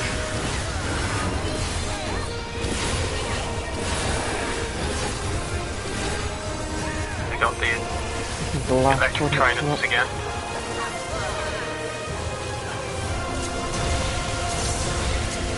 Yeah, I get the bad feeling some people are going to call this boss fight lazy because it's literally using the same mechanics over and over again. Yeah. I think once you like know the fight, you kind of like. I mean, this is basically just Eden's Promise again, but for the 12.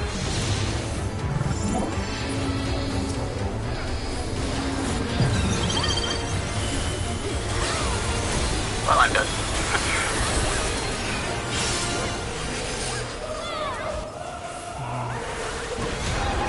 Cat, why you know me here? As above, so below. That's not involved.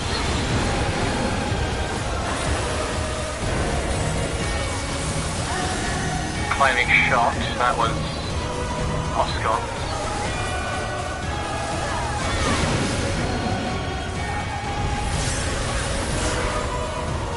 That's Oscar.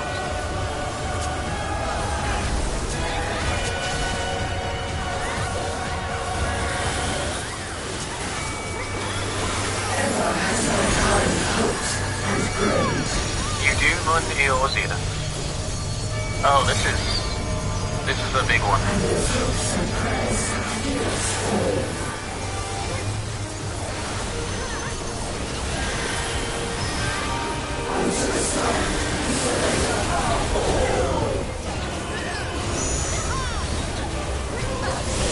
I almost feel like we need the LB first.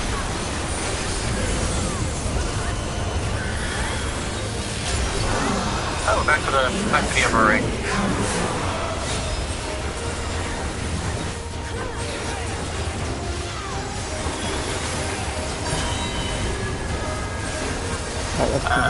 That's it. Underneath her. And left. No, that's right. Right hand. And then right hand.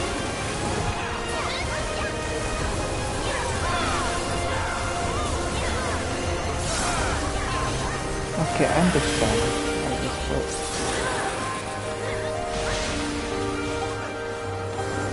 Easy peasy.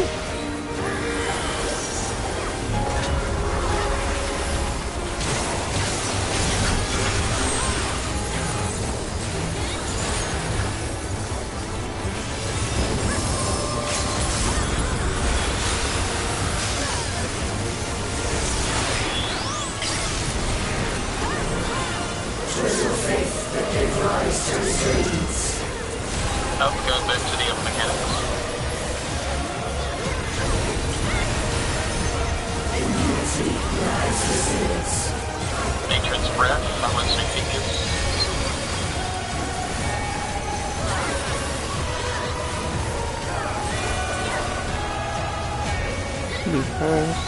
Hit some Diablo, then 2.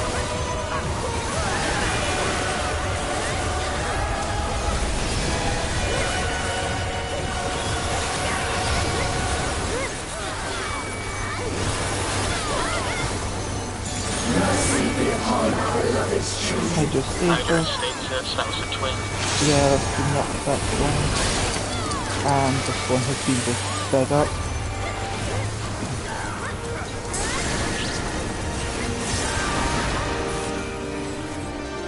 Yay! Trophy earned! Woo!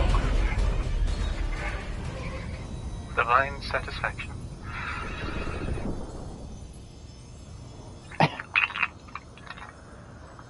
Well, Oh, I just realised Donovan's her little breastplate. Thank you. yeah, aww. That was a mustache. Yes! Oh my fucking god, yes!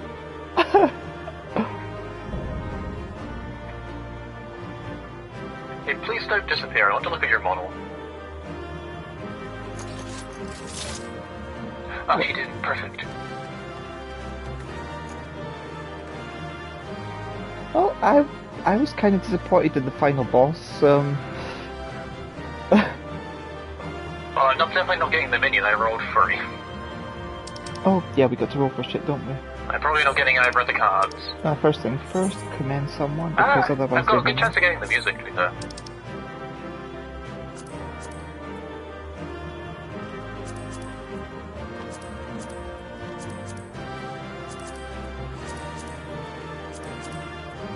And with like, oh, I got one of the musics. Can I have a card too, pretty please? Oh, I like the palette.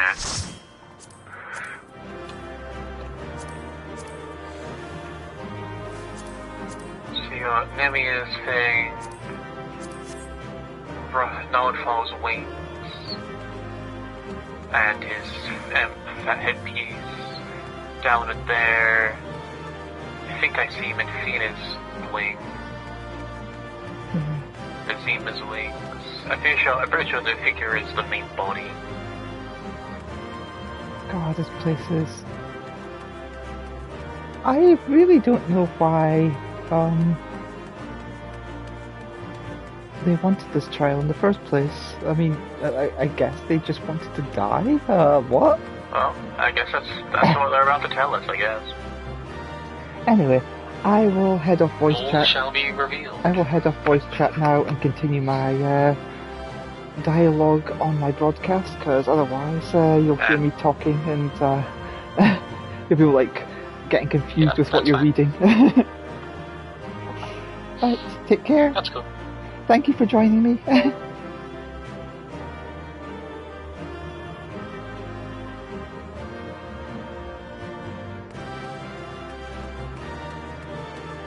What am I doing down here? I'm getting fidgety. Right. Anyway.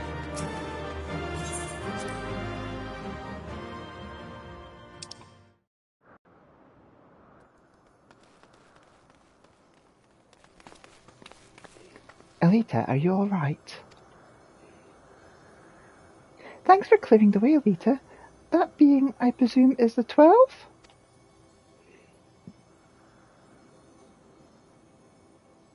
You have done well, children of man. As promised, we shall reveal the truth in its entirety. Our desire is simply thus, to give ourselves unto the star as a blessing.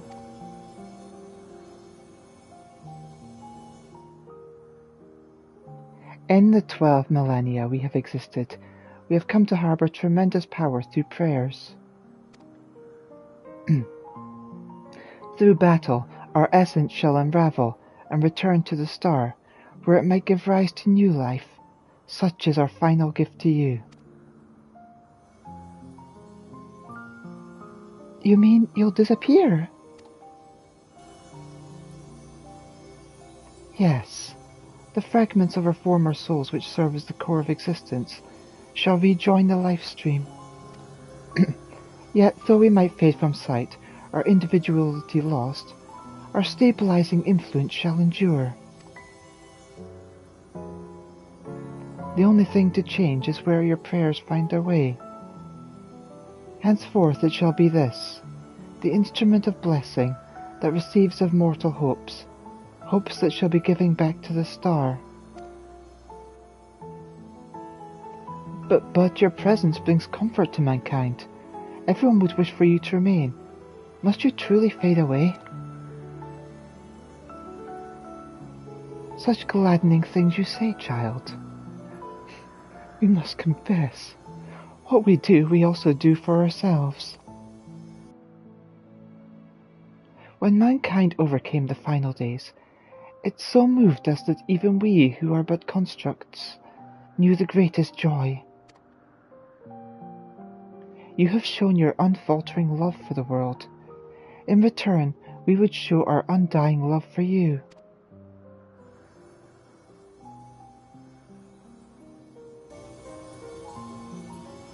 Worry not. Myths are wont to be woven and passed down.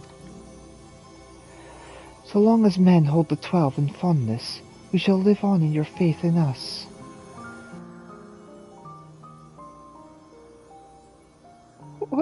When you say such things...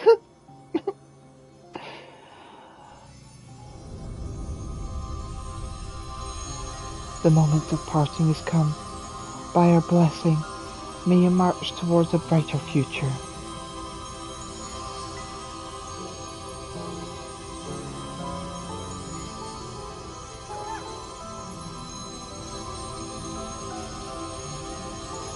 Farewell, beloved children.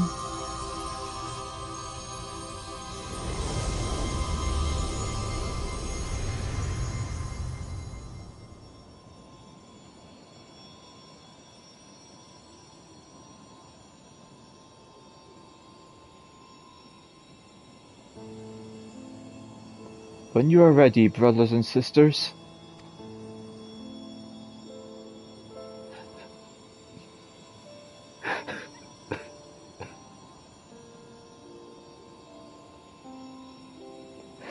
May the font of your ingenuity ever flow. Yours is the strength to destroy all obstacles. Abide in virtue and hold fast to the truth. There is meaning in your deeds. Celebrate life and embrace death.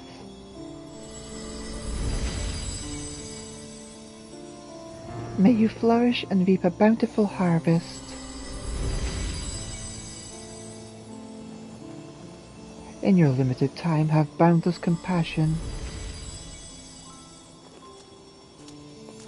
Carry yourself with honor and forge on towards victory. Harbor love in your heart for yourself, for others, and for the world. From past to future the river of knowledge flows. Be part of its nourishing waters.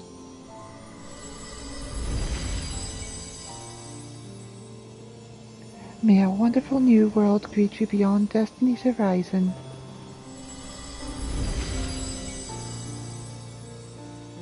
Be as calm as the ocean, and you shall weather any storm.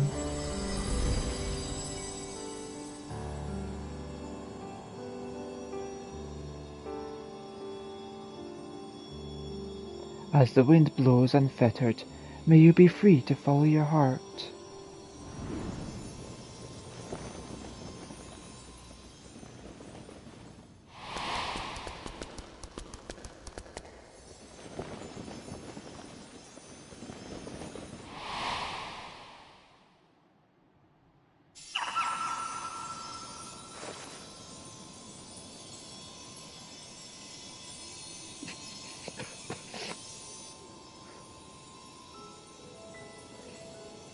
You needn't agonize us so, Ocean.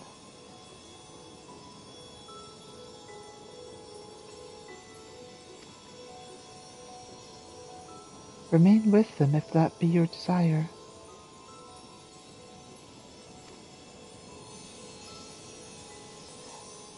But this is what we've dreamed of, to return to the star together.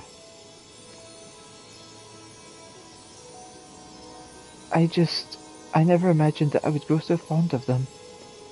The party would be so hard.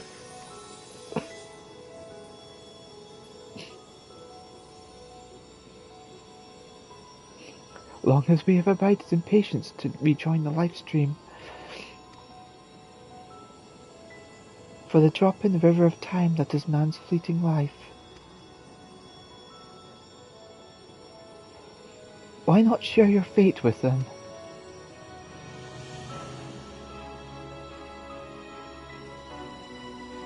Follow your heart, as you ever have. And when the time comes, we shall meet again.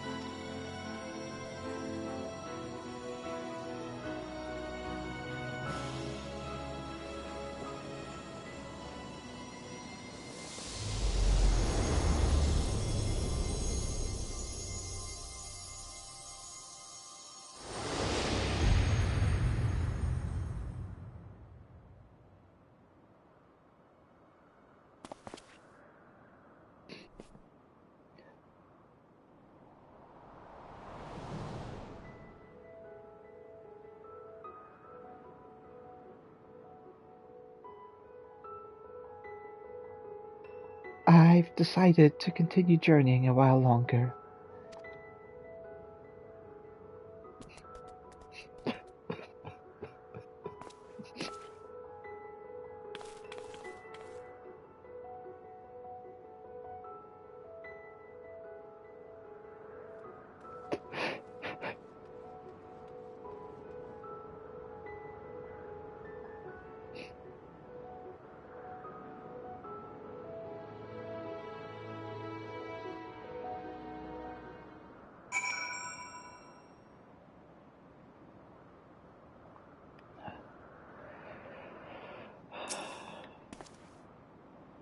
It cannot have been easy for Derek to break with this decision. I should like to hear what went through his head. Ook. He's back. He's really back.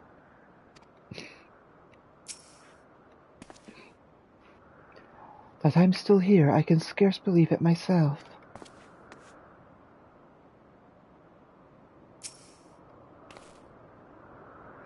Words can't express my surprise when I open my eyes to see Derek standing there. I'm naturally curious as to what happened, but above all, I rejoice for a dear friend returned.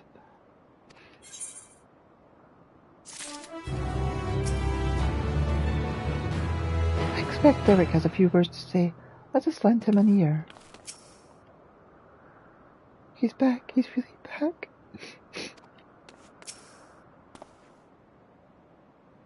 Cannot be easy for Derek to come to a decision. I should like to hear what went through his mind. Ook.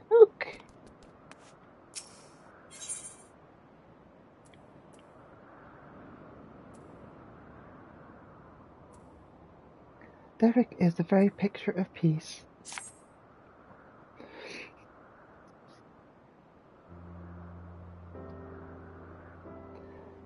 What to say in such a moment?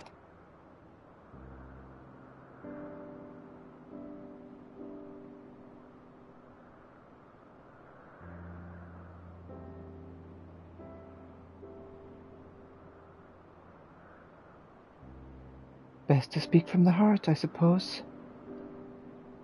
I'm glad to be back.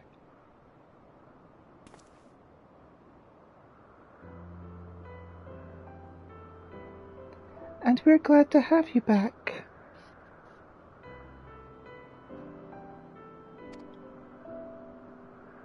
Glad hardly suffices to describe it. We're over the moon that you're still here, Derek. Or should we call you Ocean? I no longer have Ocean's power. Derek will do. I was remade from the portion of my essence that wasn't returned to the star. I will live out my days as a man. May I ask what happened?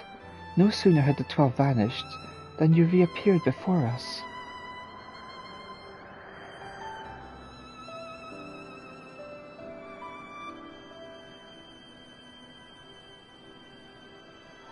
At the very last, I couldn't bear it. Couldn't bear to say farewell. Your earnest friendship has weighed down my steps.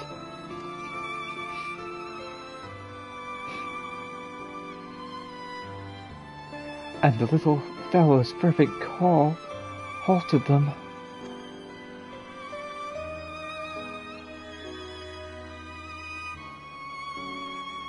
I was overwhelmed by the keenest longing to remain among you and see more of the world I love. Upon seeing me torn, my brethren bade me follow my heart. I needed no further urging.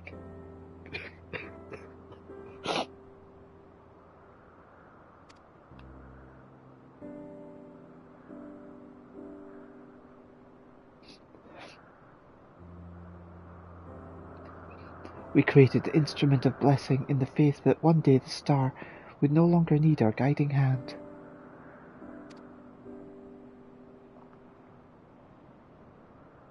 Thanks to you, that day has finally come.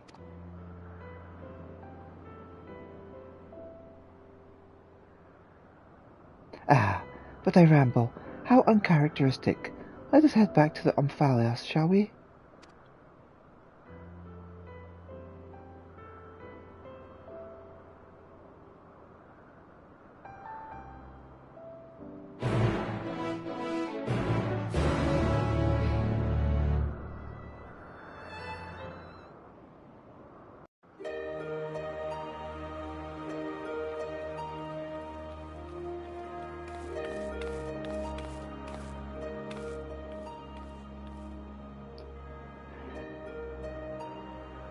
Well, we must return to Charlene. The Forum will be expecting a report. Yet, if the entire truth were to be revealed to the public, it would shake the very foundation of the worship of the 12. Aye, in penning a report, we would do well to consult the Forum on what details are safe to disclose. Much pertaining to the field of mythology will need to be obfuscated, I fear. Worry not on my account. Inspired by our findings, I have a mind to examine the 12 in the context of reception theory. The people's perception of deities are wont to be informed by their culture. By comparing the differences across eras and regions, I believe we may uncover here for unseen aspects to the 12.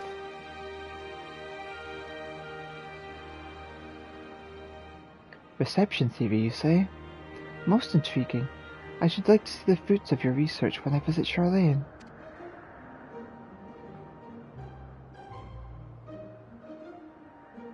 When you do, have care not to reveal who you used to be. Our scholars would be all over you like starved beasts. That smirk! I see. Perhaps I shall wait a while before I come calling. Before I came to you, I simply roamed the world. I had no objective, nothing I wished to find. With this second chance I have, I mean to undertake my travels with a renewed perspective. But ere I set out,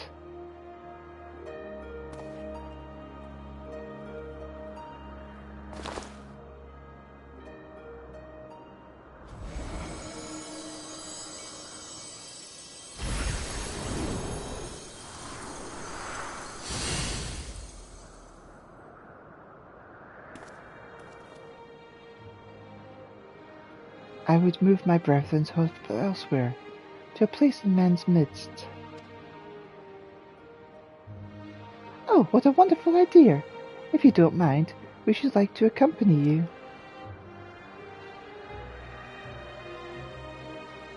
By all means, we make for the Sanctum of the 12 in the East Shroud.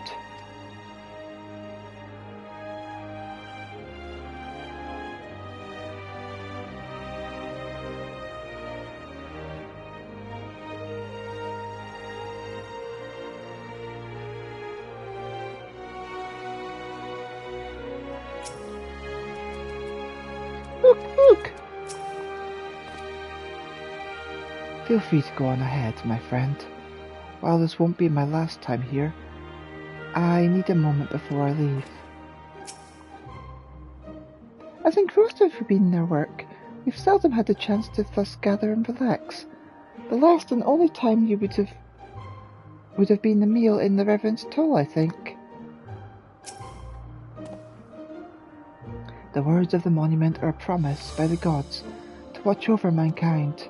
'Tis comforting to know their promise will endure. The Sanctum of the 12, I couldn't imagine a more fitting place for their memories.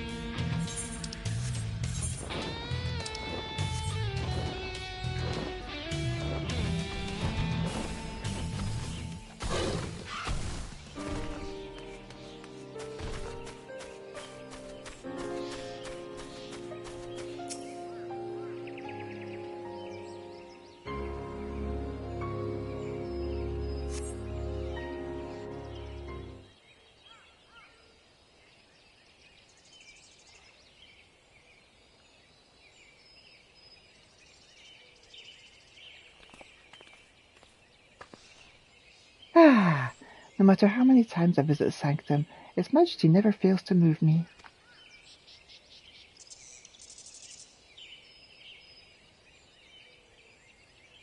And a rich history. Originally built during the dawn of the 5th Astral Era, it was reclaimed by the Wood before being restored in the wake of the Calamity. Truly, it stands as a testament to the influence that magical civilizations and city-states have had upon Eorzea culture. The Sanctum harbours the hopes of men, and now those of my brethren shall join them. If you are not averse, I would speak a little of my brethren, that is, those individuals whose essence lent them form. As it pertains to another age, some concepts may be foreign to you, but would you be interested nonetheless?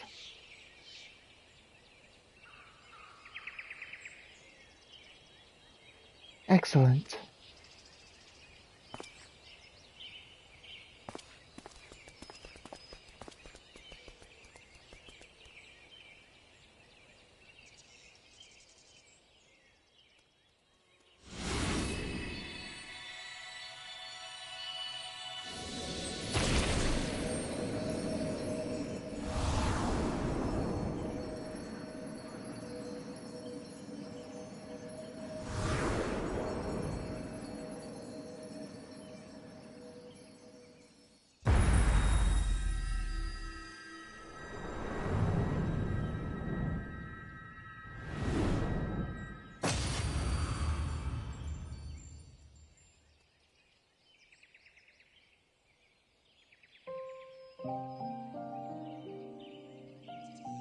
Bergerot was a man with a gift for creating inanimate objects, such as buildings and furnishings.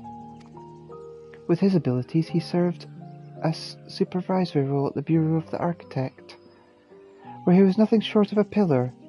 His chief was carefree to a fault. You see, he took it upon himself to ensure the work was done. Valgar was a brawny man, whom Venat encountered on her travels. They quickly struck up a friendship, and he joined her on a quest to destroy an enormous meteor that was hurtling towards the star. 'Tis fair to say this event gave rise to the legends surrounding the destroyer.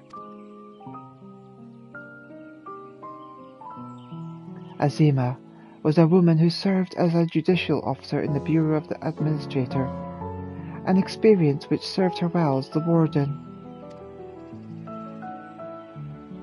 She was an ardent proponent of the seat of Azem, and dreamed of training under Venet and her successor.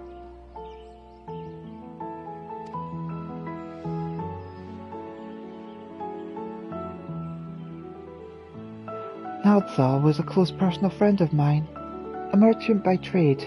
He was outwardly gregarious, but also possessed a reserved side and knew quiet joy in his passion for ore. When men began treating him as a dual-aspected god, it reminded me of the person he used to be. I couldn't help but be struck with a pang of nostalgia. Novica was a landscape architect of great repute who grew plants gathered from all the star over. Despite being skilled in magic, she preferred to nurture plants as nature intended, and her garden ever bloomed with beautiful flowers. All who visited were said to leave with their souls salved. Althic was a researcher who observed newly made creations in Alpes. He possessed mastery over time magics, and was known as to be kind-hearted, if reticent man.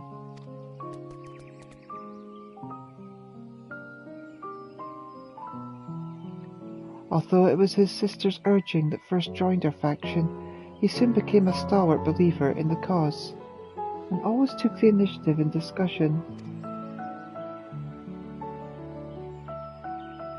Haloni was a formidable warrior, tasked with hunting creations that were deemed detrimental to the star.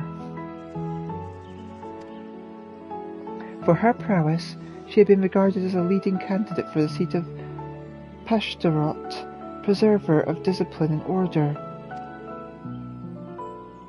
Menfina was the youngest among us, a student affiliated with the Words of La Habrea at the Academia Annier.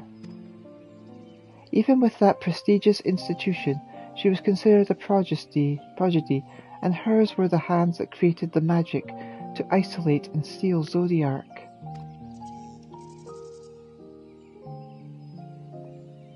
Thaliak was the headmaster of the Academia Annier, a man of learning and leadership both. He presided over the institution's myriad faculties. No known phenomenon existed in which he wasn't first. Words do not do justice to express the remarkable scholar that he was. Nymea was an observer in Alpes, just like her older brother Athic. She possessed a caring and inquisitive nature, and was liked and trusted by her peers. It is said that she began the custom of offering flowers to the departed. Lymalian was a researcher at Metabasios, Thessaly, a faculty for observation and evaluation of sea life. So passionate was she about her work, she once threw a knife at someone who inadvertently came too close to her observation subject.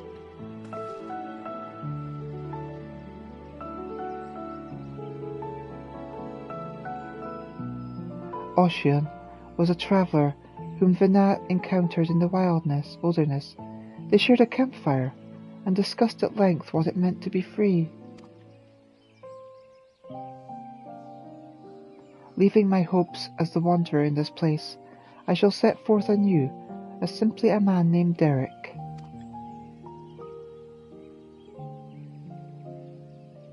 And last but not least, the Watcher. He was the chief archivist in Anemius Aniader, and respected Venat deeply as an individual, even as he cared for her as a dear friend. Indeed, among our number, none were more devoted to Venat, and that devotion made him best suited to his duty, and the solitude that accompanies it.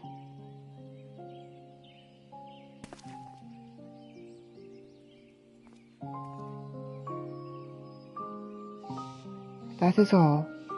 'Tis a lot to remember, but I should be glad if they remain with you in some way. We're grateful that you should share with us these new aspects of Heidelin and the 12. Thank you. Well, 'tis past time we head back to Charlayan. Wouldn't do to keep Ojika waiting. I assume you'll be travelling to Limsal and Munsa, in which case allow us to see you off from there. Till now I have wandered alone, but as I recently learned, a journey is better shared.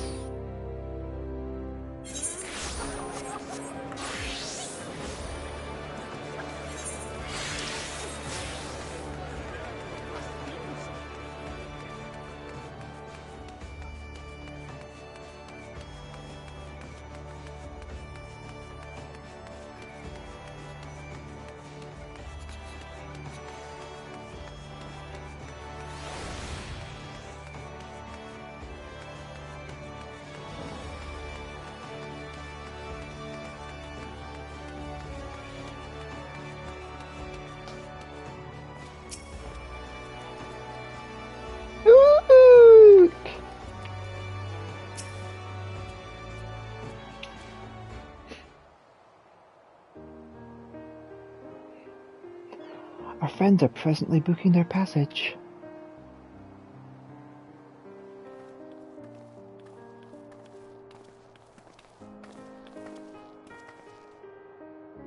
That's where you were. There's room aboard the next ship, so we'll be setting sail shortly. Oh, Derek, no sooner do we arrive in a crowded place than you up and disappear. Ah, 'tis a force of habit in order to avoid people.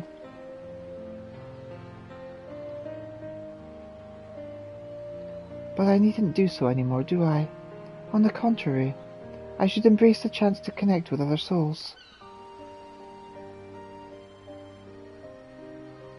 As your comrades, we completely agree. And remember, you're always welcome at the Baldessian Annex, so be sure to pay a visit. You may depend on it. Thank you, Derek, for giving us your trust.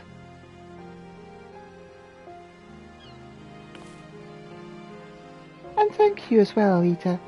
Had you not been with us, we would have struggled to grant the 12 their wish.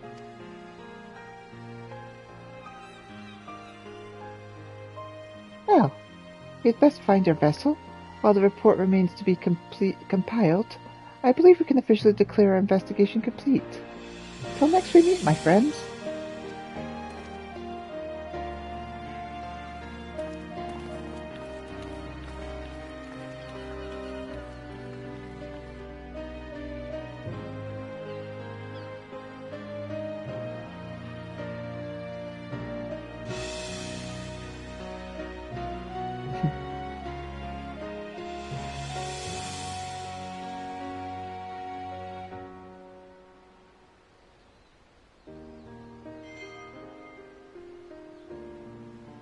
Do you still have time, Elita?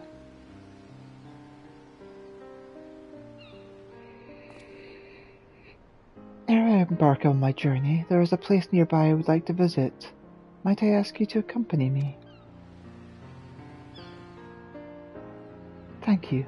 Come, we shall head outside the city via the Tempest Gate.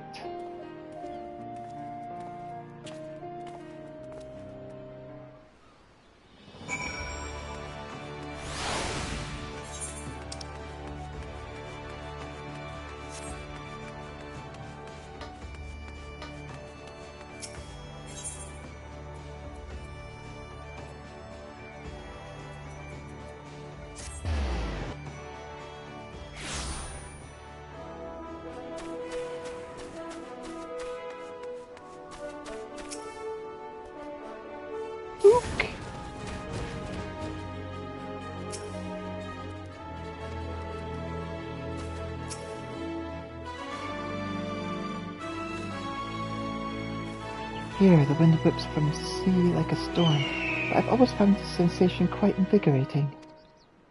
Lest you wonder, I intend to strike west, and thence make my way through Upper and Outer Lanosa.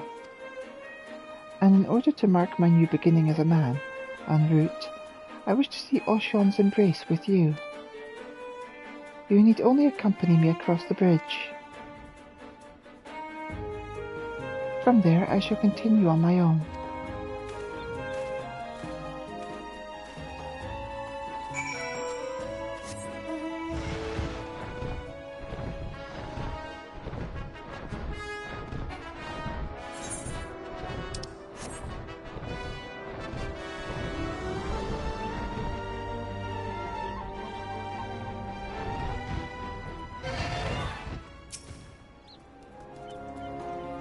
Look, look!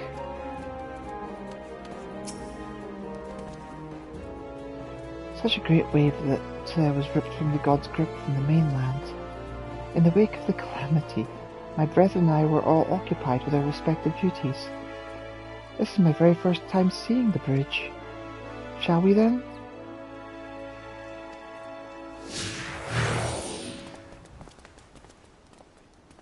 It is already quite impressive to behold.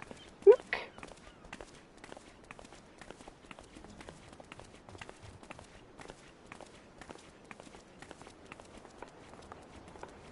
So it's temporarily constructed with wood.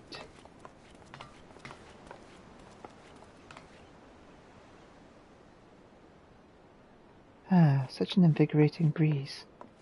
Look, look! Oh, Etheris. Your beauty truly knows no bounds. Forgive me, I was lost in thought.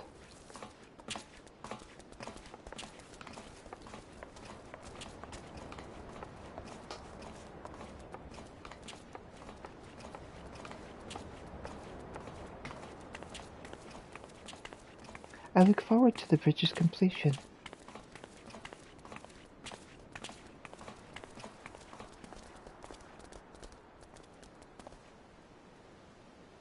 Tis a fine bridge, boasting splendid views and brimming with life, the very image of man's determination to overcome adversity. I am honoured that it should be named Oshion.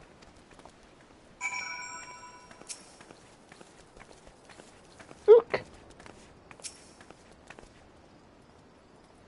Well, this is as far as I asked you to come. But if you're willing, might we converse a little more?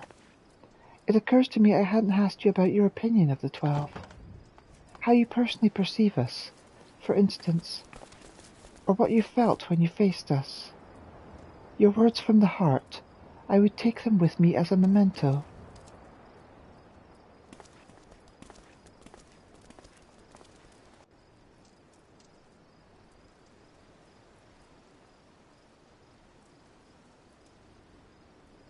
I see them as dear friends that I held close in my heart. Friends that I will miss now that I will no longer see their faces. Is that so? The others will be glad to hear that.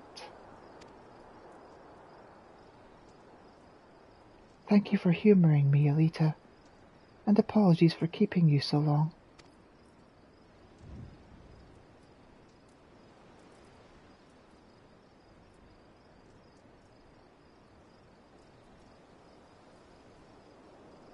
I am ready to set forth now, to witness a world filled with our blessing.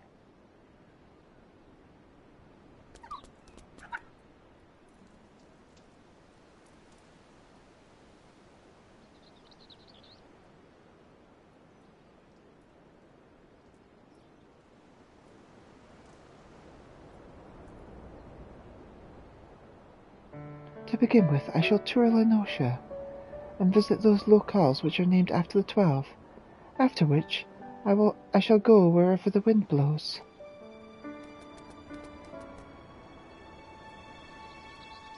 Together with this fellow, of course, until such time as he tires of my company.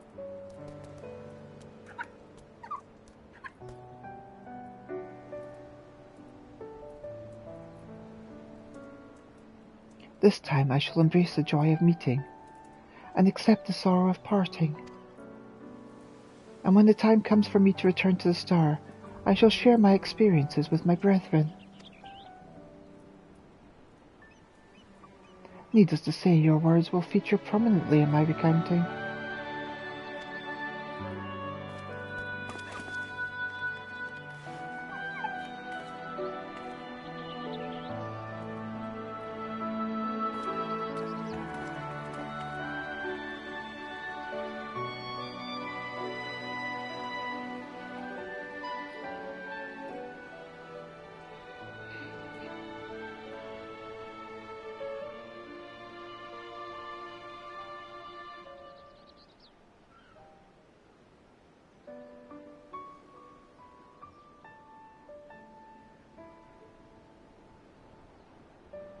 You will continue your own journeys, will you not?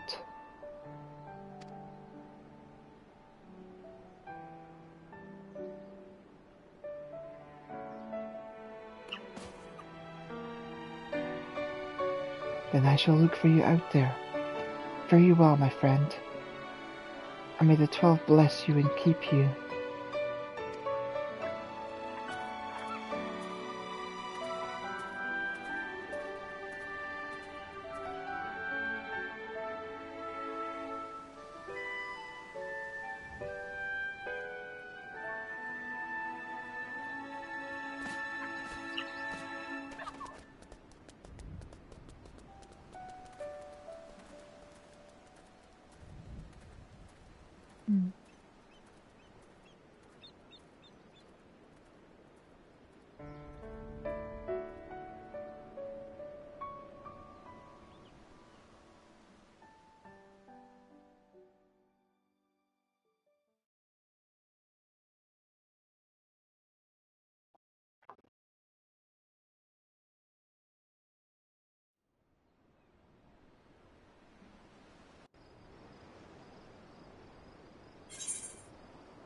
I could just say no at this point.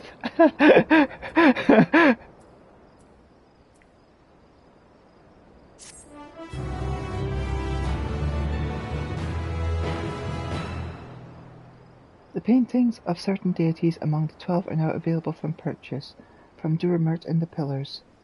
Those of the remaining deities are works in progress.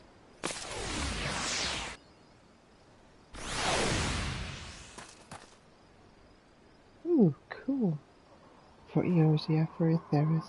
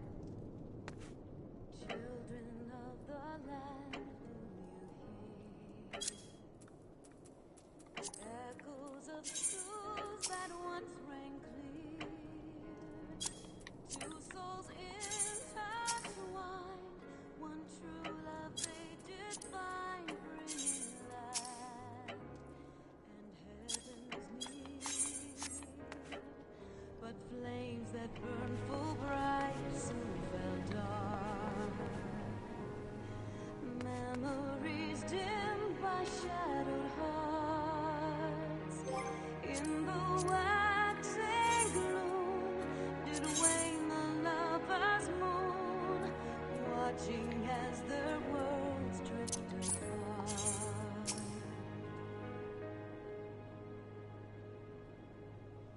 One soul's cry of passion welling within.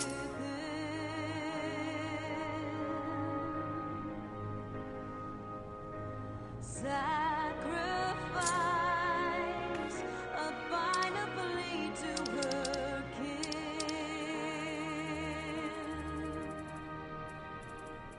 Yet this bond of hope by treachery was broke, scattering her words to the wind.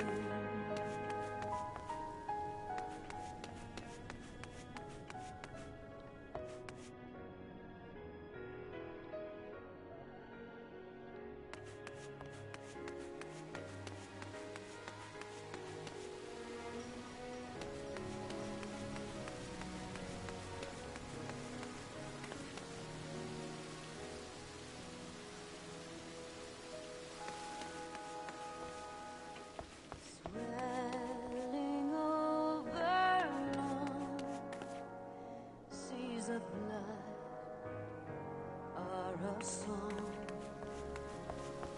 and death an afterthought to those who fight for naught. Alone, lying empty,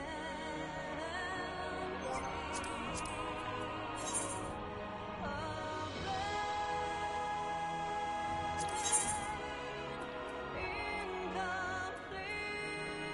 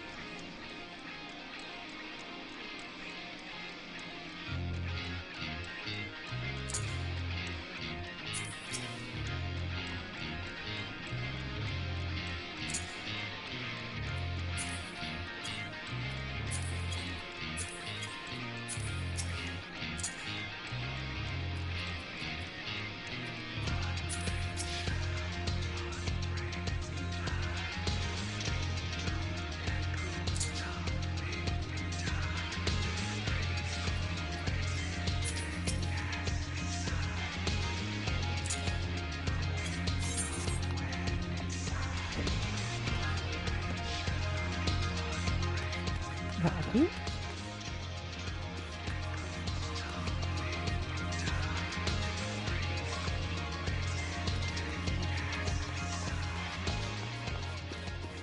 Looks good so far. Right.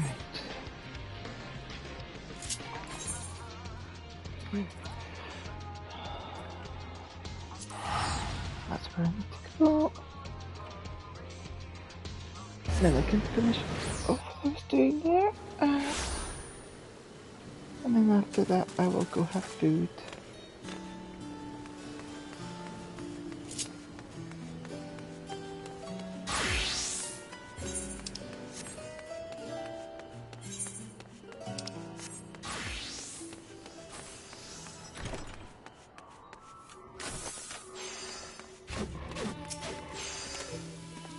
Here are those excuses. One might think it necessary to sell your firstborn to afford a comfortable chair and a desk. Surely it isn't impossible to properly furnish a laboratory on a budget.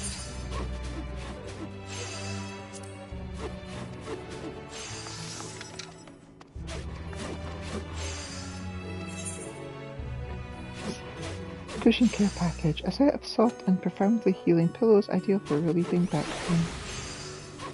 Cushion care package materials. Simply by holding this miraculous substance in hand, you feel the lingering strain from collecting it fade from your fingers. Ossicula. A fish as nourishing as it is filled with bones, which sadly make the acquisition of said nutrients all the trickier.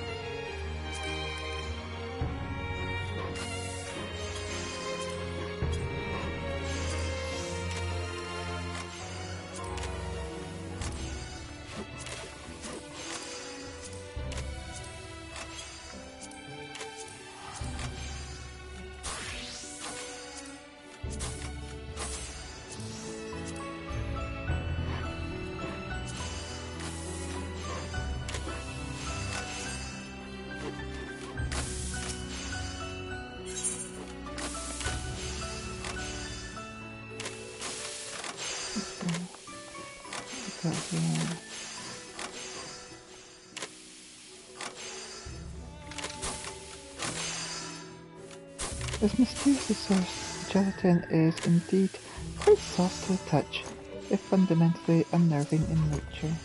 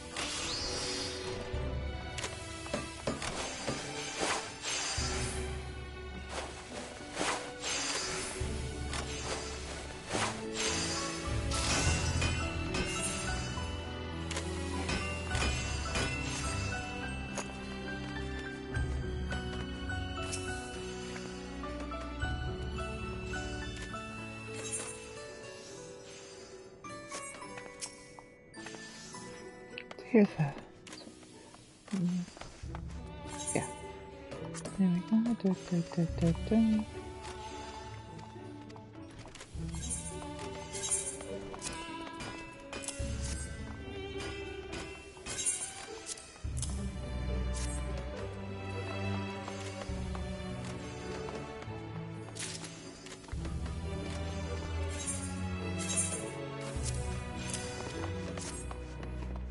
Sometimes a good cushion is all you need to transform any old chair to posterior paradise. I've even heard some of designs that incorporate gelatinous material sourced from, well, so long as it's comfortable, right? Do you normally fling items of extraordinary quality to whomsoever is in need? Because such behaviour may condition people to trail behind you like awestruck ducklings, myself included.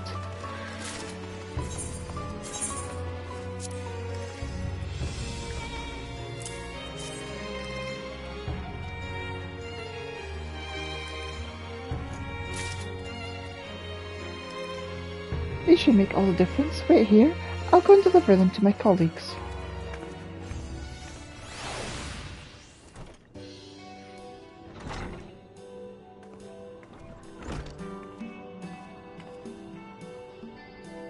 The results are in. Those items you prepared for us are the best thing since sliced Archon loaf. No longer shall our backs suffer the cricks and cramps of outrageous furniture. With renewed health and mental clarity, we may set upon our work and meet our deadlines without need for extensions. Probably. Ahem. Theatrics aside, we are very grateful to you, kind lady. I'm afraid my complaints supersede a more civilized greeting, so allow me to properly introduce myself. My name is Margaret, and I work as a specialist in propulsion engineering here in Charlane's Hamlet. Under the supervision of Kokoi Dankoi, my team participated in the development of not just the Aether Burner, but the myriad ancillary propulsion systems of the Ragnarok. As our assignment concerned the crux of the project, we worked in tandem with a variety of other laboratories. My team was charged with performing analyses of physical and ethereal phenomena to which the internal components would be subjected. Another team calculated the necessary energy costs of all propulsion systems and proposed refinements to improve ethereal conductivity. And yet another team drafted the plans that reconciled all of our disparate findings into one cohesive image. We spun our web of productivity. Of course, a specialist is only as special as the demand for their expertise. So once the final days were thwarted and the threat to our lives no more, the threat to our livelihoods reared its ugly head. Thankfully, our experience with the Ragnarok was of value to Garland Ironworks, who offered my team the opportunity to collaborate on new airship engines. And so we lived to labour another day.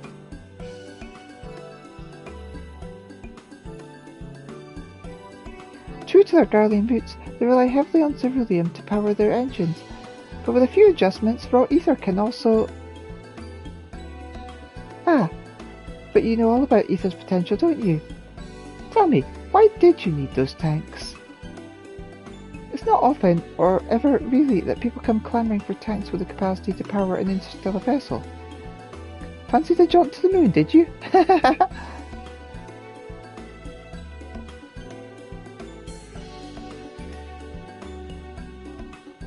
Well, you see... You ripped a hole in the moon to forestall a void sun invasion? Now pull the other one, it's got bells on. Next you'll be claiming you're a scion. Next up, Ultima Thule. You don't know who I am, do you? Why are you giving me that look? Wait, what did you say your name was? Elita Draconia, champion of Eorzea. Elita Draconia, right? The very Elita Draconia who went to Ultima Thule with the other scions. Ralgar smite you, Theopolitan. Would it have killed you to say something? All of us were so consumed by work back then we never got so much of a glimpse of the Scions, let alone... And now here I am, whinging to you about back pain? What a laugh!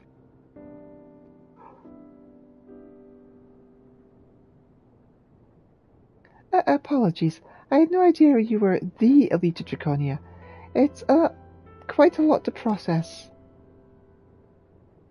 Thank you for taking the time to help us.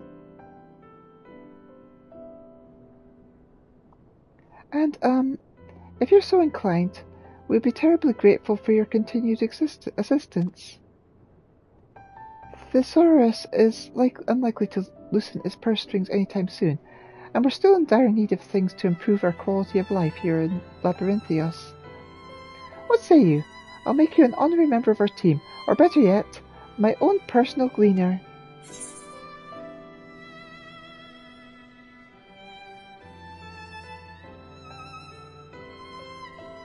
The honor would be mine.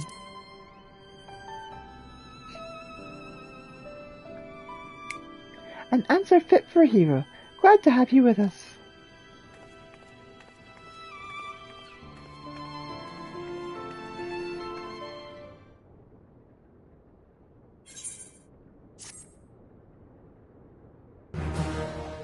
Hagrid is pleased with your efforts. She now considers you a kind collaborator. And yet there is still much work to be done if the researchers of Shirley and Hamlet are to have their myriad needs met. To that end, Margaret has a new favour to ask of you.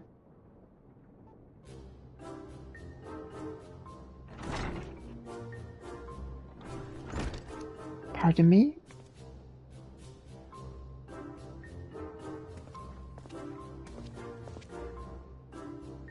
About that request I submitted earlier, have they reached a consensus? All materials necessary for your current research have been allocated. Additional supplies will not be forthcoming. Oh, I see. Thus spoke the wise bureaucrats unto the obedient workers. Tell us, what unreasonable desire did you dare voice to our overlords? Oh, hello, Margaret.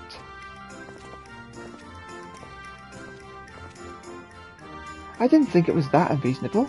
All things considered, what are we supposed to do now?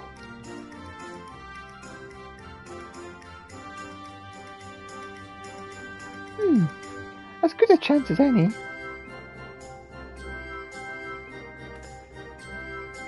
I do believe we have your next commission. The despondent man you see before you is Roaring Spring, a fellow researcher formerly assigned to the Ragnarok project, albeit on a different team. I'd be much obliged if you could procure whatever it was the Thesaurus refused him. He's a gentle soul, deserving of far better treatment than he's received, and I think you'll find his area for expertise fascinating. If you can guess what that is, well...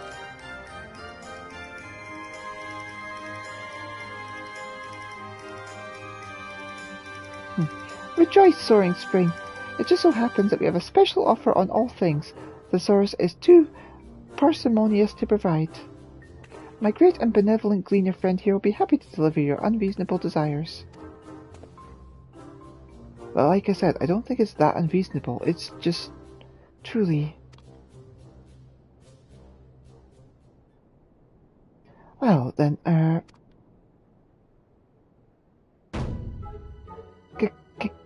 cat food. Or treats, toys, anything to amuse and delight our laboratory's kitty cats. Their comfort is our comfort, their happiness our happiness. Anything in bulk would be greatly appreciated.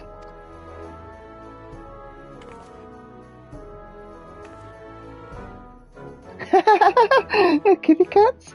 Since when did you and your colleagues become so adorable?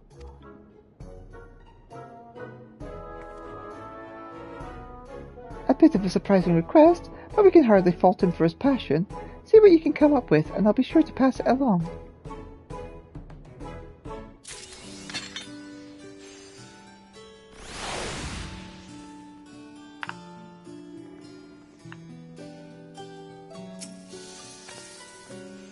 Hello, my fair Gleaner. How goes the campaign of feline satisfaction? The feline recreational device. This apparatus has been guaranteed by science to entertain cats.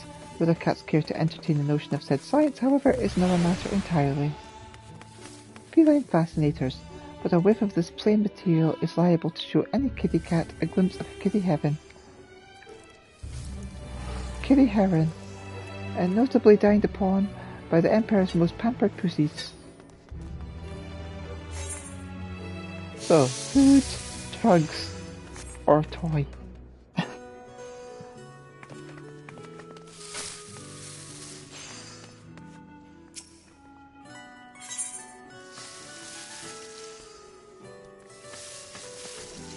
All you require to create a scientifically certified device for entertaining any cat.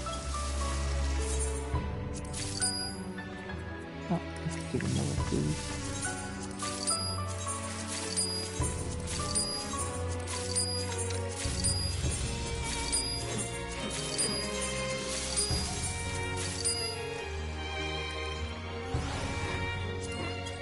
Let's go on with that actually. Okay.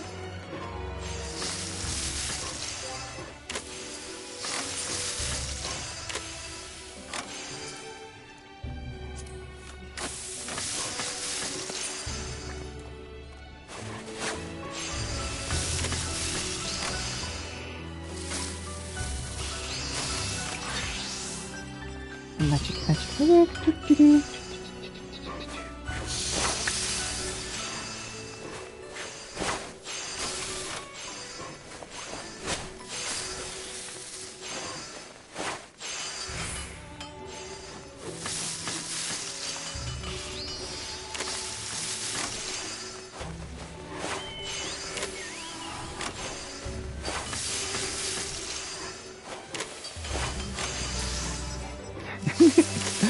sorry, I'm being silly.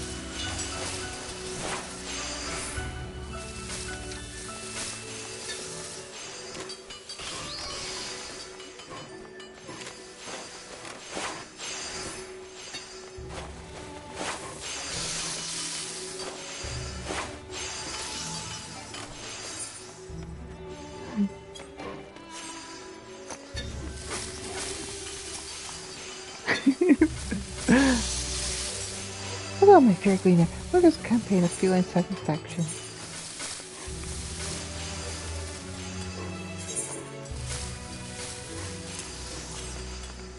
Treats and toys seem like promising candidates, but whether your devotion will be recruited for long, if at all, depends on the kitty in question. Perhaps a wad of crinkly paper or a simple box will suffice. Do you normally sling items of extraordinary quality to whomsoever in need? Because such behavior may condition people to trail behind you like awestruck ducklings, myself included.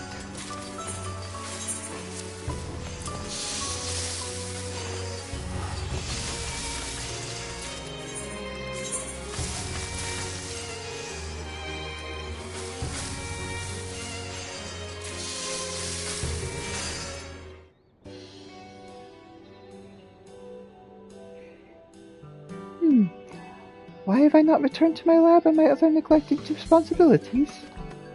Never you fear. I'll tend to the perpetual bonfires just as soon as you leave. You're in no hurry to go, right? We have covered the weekly maximum of 6 items tonight.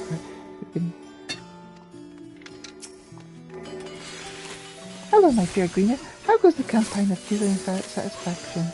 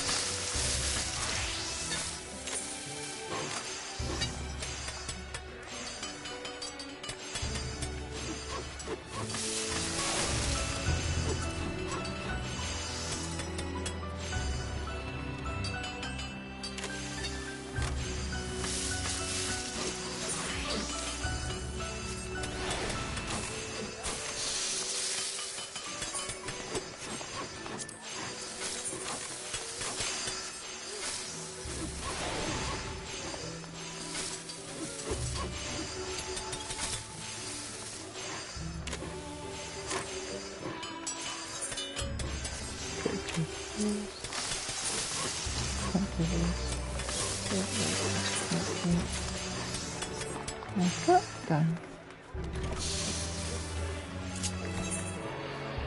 Right, okie dokie. So that is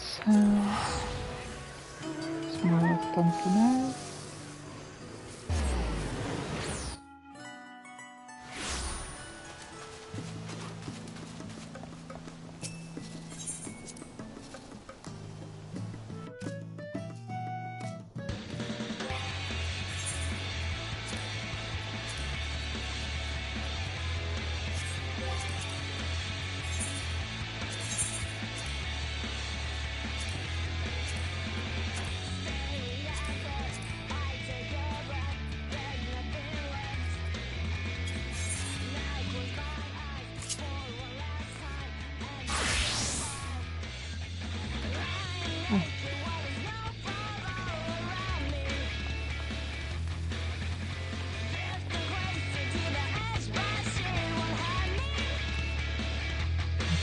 Here for now.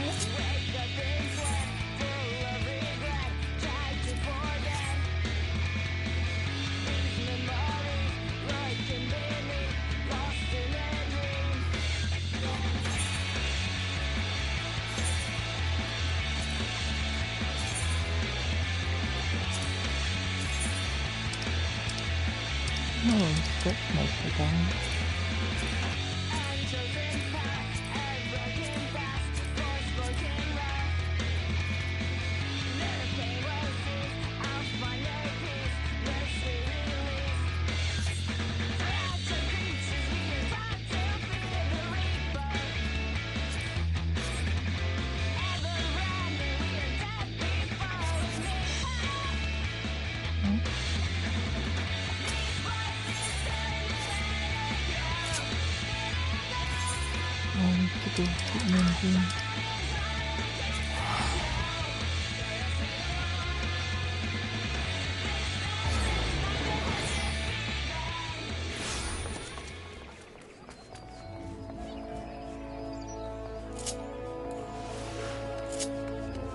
add it to the glamour options.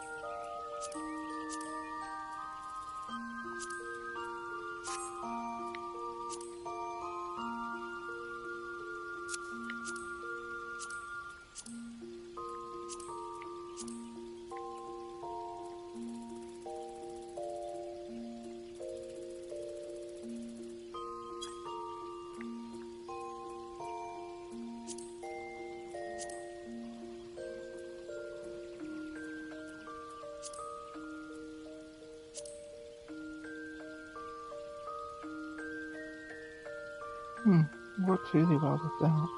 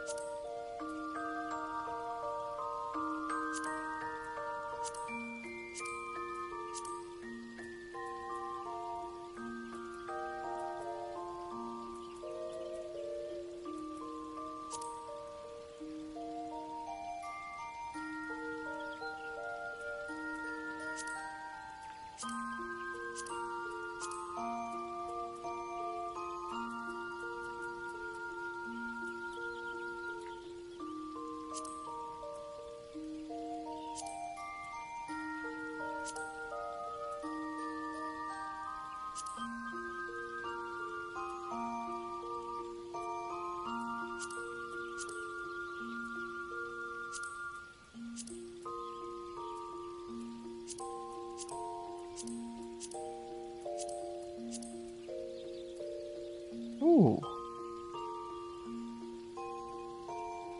That's very nice indeed.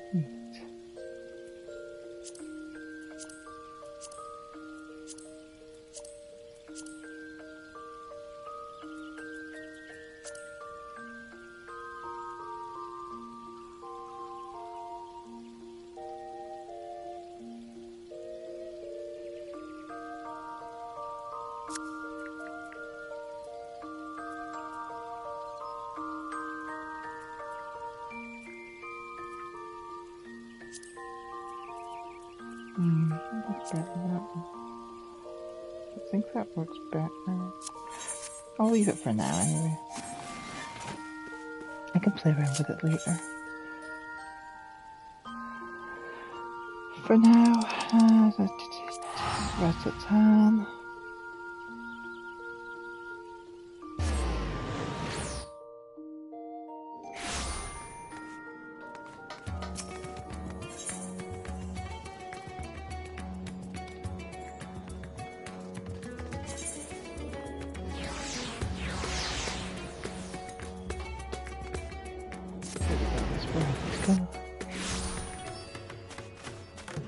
Right, so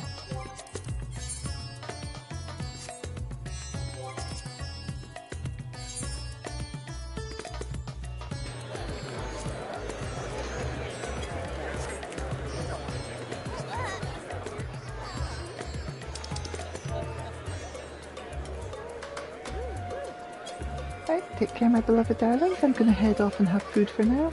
I'll be back shortly. Love you all. Mwah, mwah, mwah.